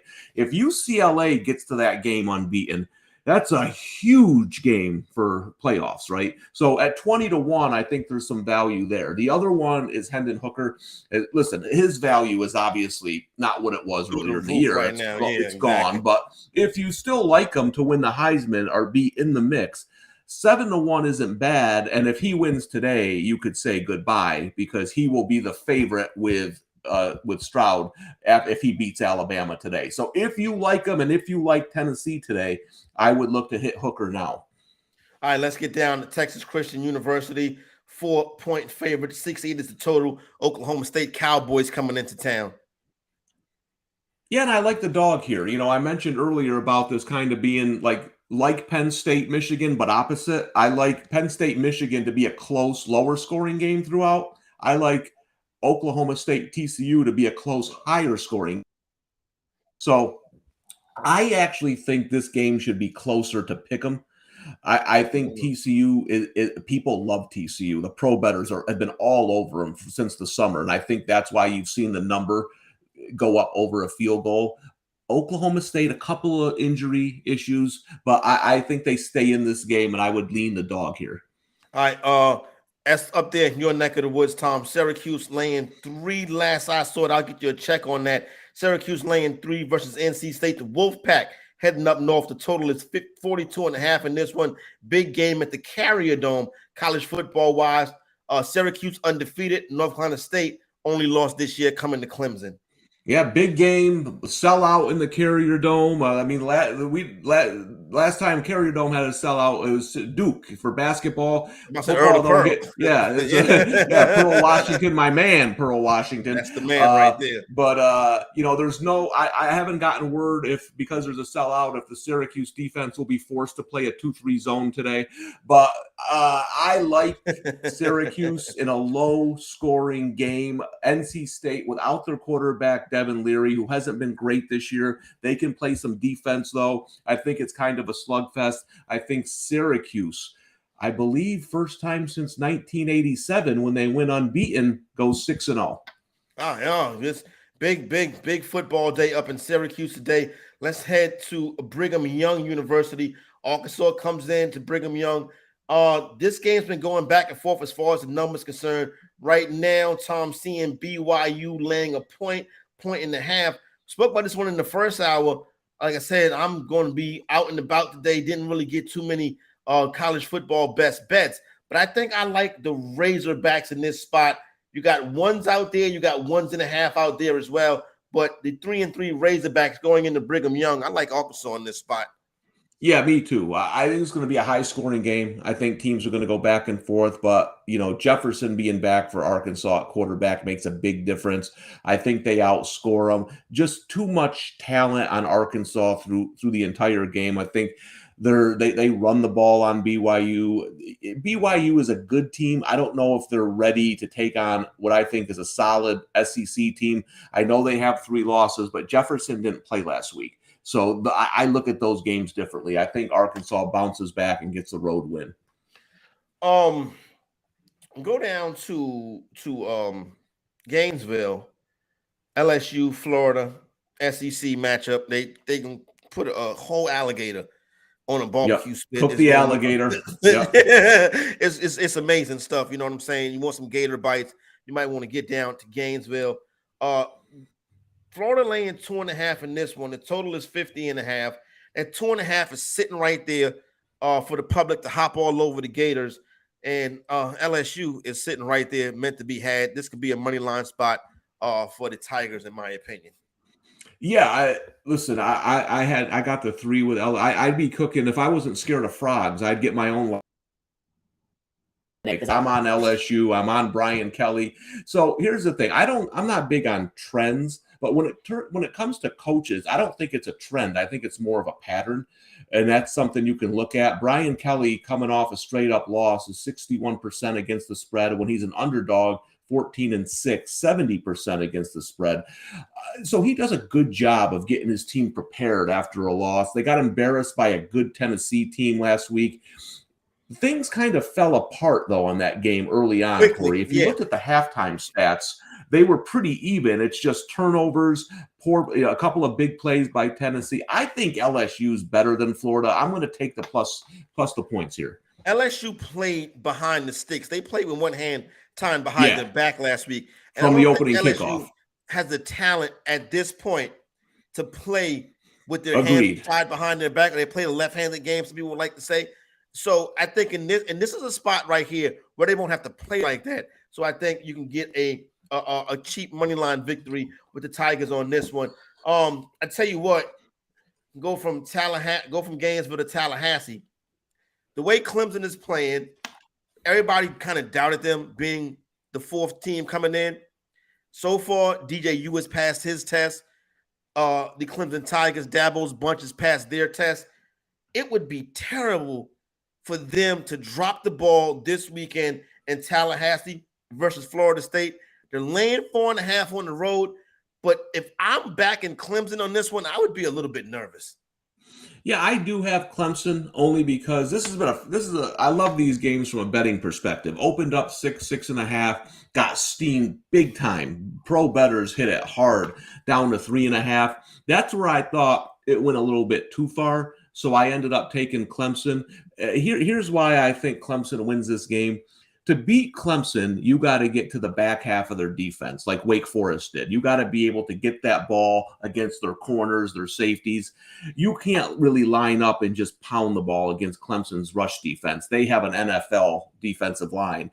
Florida State lives and dies by the run. Can they beat Clemson with the pass? That's going to be what to look for tonight early on. Because if Florida State can't run it, they could be in trouble here. They would have to play great defense, get to DJU, low-scoring game. But I think Clemson, I don't think it's going to be a blowout. I think it's going to be a good game, but I think Clemson does enough to beat the number of 3.5. But this has middle implications all over the place. I mean, 6.5 from 3.5. There's going to be a lot of opportunities for people to hit both ways here.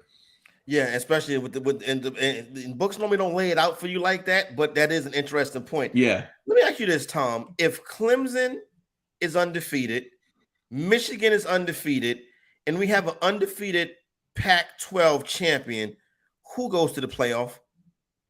So we're putting Alabama. So it's Alabama, Georgia, and Ohio State. You got it, right?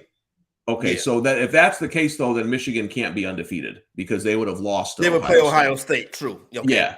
So then that would have to leave us down to USC and Clemson. I'll tell you what, I think USC would get the nod. I think bigger name school. Clemson's been in the playoffs quite a bit recently. You get that West Coast in there, which we've had a lot of trouble getting in the playoffs. I think they would get you. You got the Lincoln Riley, you got Caleb Williams, a little bit more flashier team for I say they don't pick that way, but I think it comes into play a little bit. They 100% do. Yeah, I think you would get. If they can get Notre Dame in there, they'll put Notre Dame in there. You know what I'm saying? Yeah, no. And here's the thing. And listen, this is no disrespect to Clemson's fans, but we've seen the ratings, we've seen everything. Clemson doesn't put asses in the seats. Yeah. They don't. It's a regional rooting, right? It's a South regional rooting. USC is a national team that gets more butts in the seats. So I think USC would get in. Yeah, I would say that be the case as well. But DJU, we critical of him coming into the season. Obviously, he earned that criticism by the way he played last year. So far this year, he has lived up to every test. I just worry about them tripping up, and I think this could be the spot. I guess we'll know tomorrow morning when we come back and get ready for the NFL game day right here on the Bettor Zone. All right, let's head out to Kentucky. Another SEC matchup, Mississippi State and Kentucky. Total 50.5 on this one. Mississippi State laying the 4 on the road. State College, Dak Prescott's alma mater, getting it done. Yeah, and again, Will Levis coming back for Kentucky today. Big difference over the guy who was playing last week against South Carolina when they got upset. Yeah.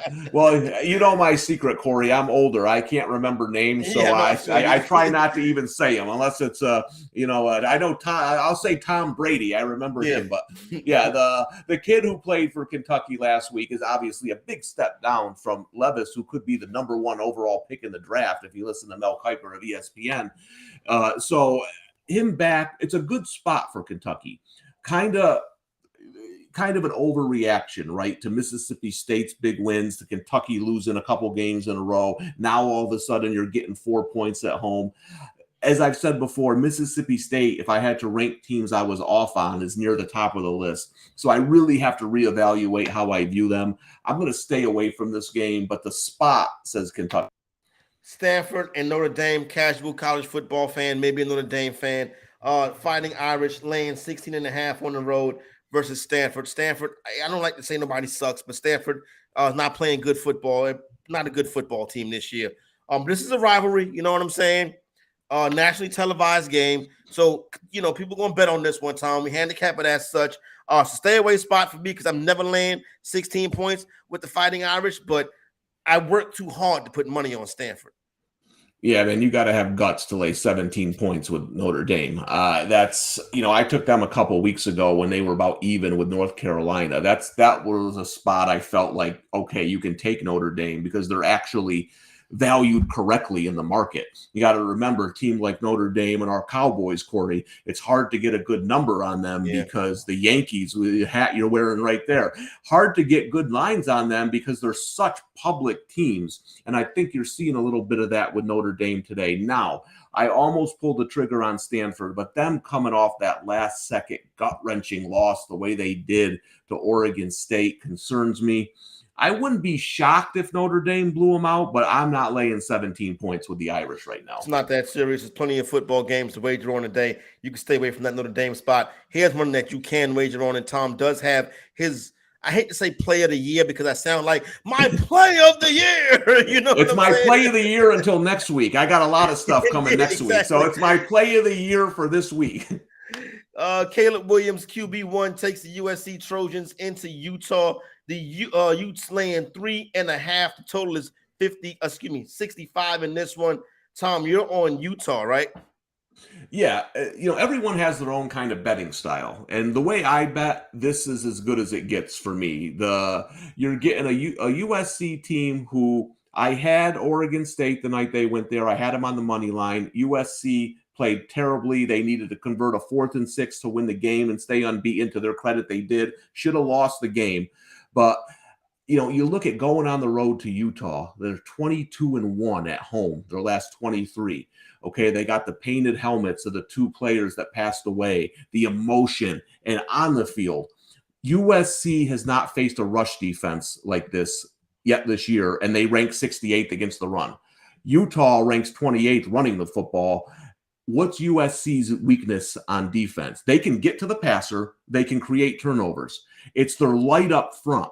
No team has Oregon State did. Oregon State pounded them on the ground, right? I think Utah rushes for 250 yards tonight, and they win this game big.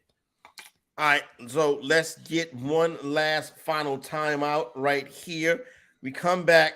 We're going to run through some Group of 5 matchups and then send you into a big-time Saturday of college football. Final timeout, we come back. We end up with some Group of 5 talk, get you ready for the big game and the big day and our best bets. It's homecoming right here on the Bettor Sports Network. The Playbook with Fensty and Ronis, presented by FantasyAlarm.com. The only person, I've said this to you before, who I believe back then, of all those power hitters who truly was clean, Ken Griffey Jr. I mean, I think so when he got hurt. Body didn't change. We'll never know that for sure either. No, dude. We've seen guys who were not big take substances. That's true. To get busted. So it's not about that always. I hear you. It's just, don't you think with the way his career kind of went, you would think that he didn't take anything? I don't think he did, but we'll never know 100%. I'm going to keep telling myself that he didn't. The 1 year player, I mean, he's my favorite baseball player of all time. In the 1990s, Ron, as a kid, as a 5-year-old kid who plays video games and collected cards, there was no one cooler than Ken Griffey Jr. I still wear my hat backwards because Ken Griffey Jr. did it and he looked really cool doing that, wearing a backwards baseball cap. Like, he made everything the guy did looked cool. Even the home run in the movie Little Big League, it's acting, it's all, I guess, fake, but even he made that look cool. I mean, Ken Griffey Jr., you're a little bit older than me, but in the 90s, besides Michael Jordan, was there a more loved athlete than Ken Griffey Jr.? Yeah, no, I love Griffey. He's one of my favorite players ever, from defensively to hitting his swing. And yeah, I would have loved to see what he could have done if he had stayed healthy, the final numbers he'd finished with. So no, I was a huge fan of Ken Griffey, and it's a shame though that all those injuries towards the end of his career just really limited the production he could put up, but he still put up elite numbers. He was so fun to watch. So I'm a huge Ken Griffey guy. And here's the other thing too. So 1994, the season got shortened because of the strike. And he finished with 40 homers in 111 games that year, man. And then he had 56 2 years in a row, 97 and 98, and then 48. He had a stretch 4 years in a row, 49, 56, 56, 48, 40. I mean, unbelievable. And then, yeah, once he hit like 31, he started to miss games, 111, 70, 53, 83. So think about that. All those years that he lost, and he still hit 630 home runs, man. Yeah. So if he was clean, he would have been the all-time home run champion. Again, we're all guessing here, but you would think, all right, well, once he got into age 31, 32, that's when the body started breaking out, which is typical, right, for someone who's not using anything, whereas we saw Barry Bonds just get better with age, and we did not see that with Griffey. So look at 2001, where he's 31, he played on, look at the home runs decline, 8, 13, 20, 35, 27, 30, 18, 15 to his age 38 season. Even age 39 in 170 games, he had 19 home runs. So he probably would have definitely been the all-time home run leader had he been able to stay healthy. Better Sports Network. It's sports talk done better.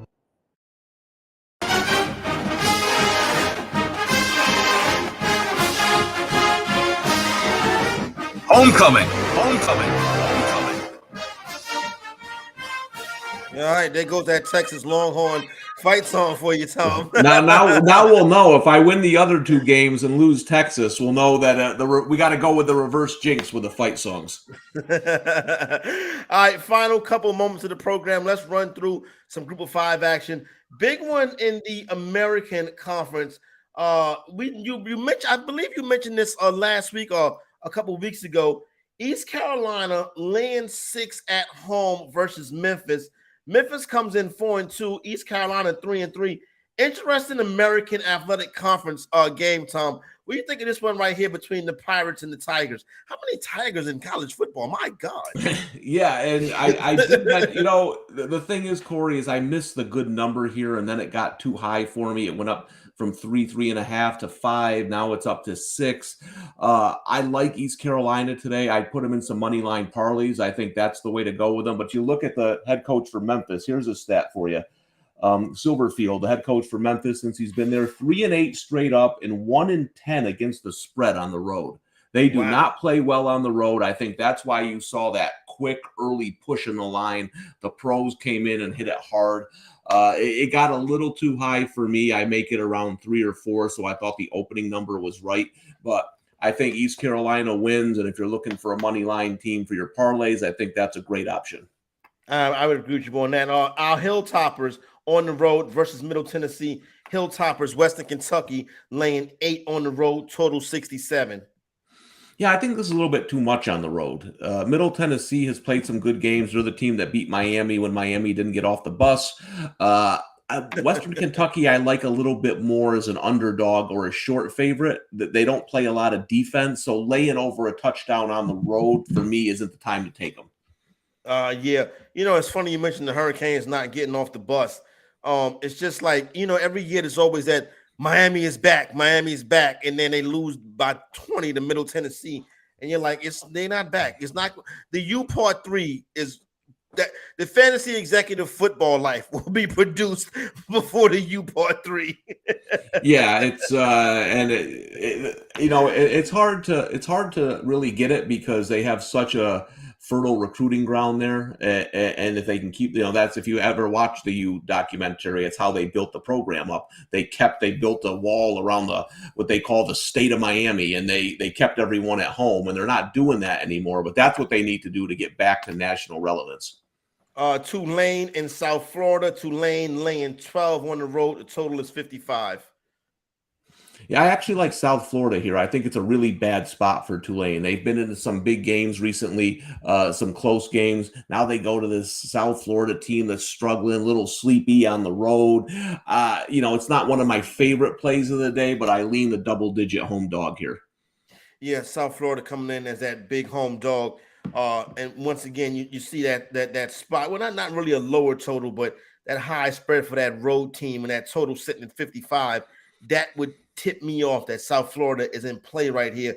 If you look at some of the, it's not a Tom, do you have like betting systems that you trust? You know what I'm saying? Like, people have different pro systems and stuff like that, where, if the total is this range and the point spread is this range. Are you into any of that stuff, or do you handicap on a game by game basis? I look at it, I use it as part of my evaluation, but I'm more of a spot, again, like the way I bet is Utah at home so Utah gets blown out, right, by UCLA. Everyone knows money's going to come pouring in on USC as an underdog. You look, the line opens up, Utah's a favorite. To me, everything screams Utah. So that's kind of the way I bet, but I do look at it. I kind of look at everything and take it into evaluation. One of the things I really don't care about, though, is like who the public's on. Like, I know people love to tweet that stuff and everything, but listen, the kids don't know. So it's just, I think that's more of a Twitter fishing for likes thing. Did we hit Kent State in Toledo? Toledo laying 7.5 at home versus Kent State. This is actually a pretty big game right here. Yeah, it's Kent State always wants to beat Toledo. It's someone from Toledo who came up with a Kent read, Kent write, Kent State chant. So one of my favorite all time.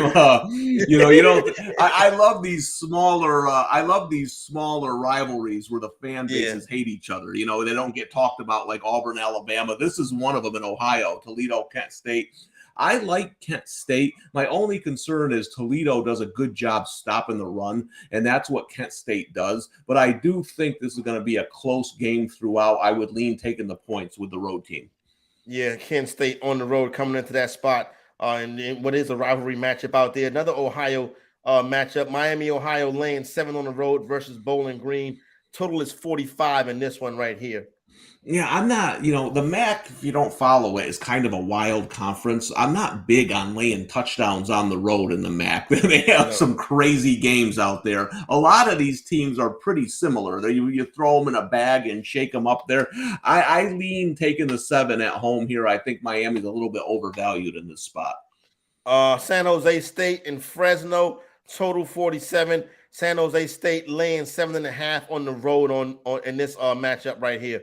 San Jose State. This is a 10:45 p.m. Eastern time start. So we're starting to get into that on tilt time part of the schedule, Tom.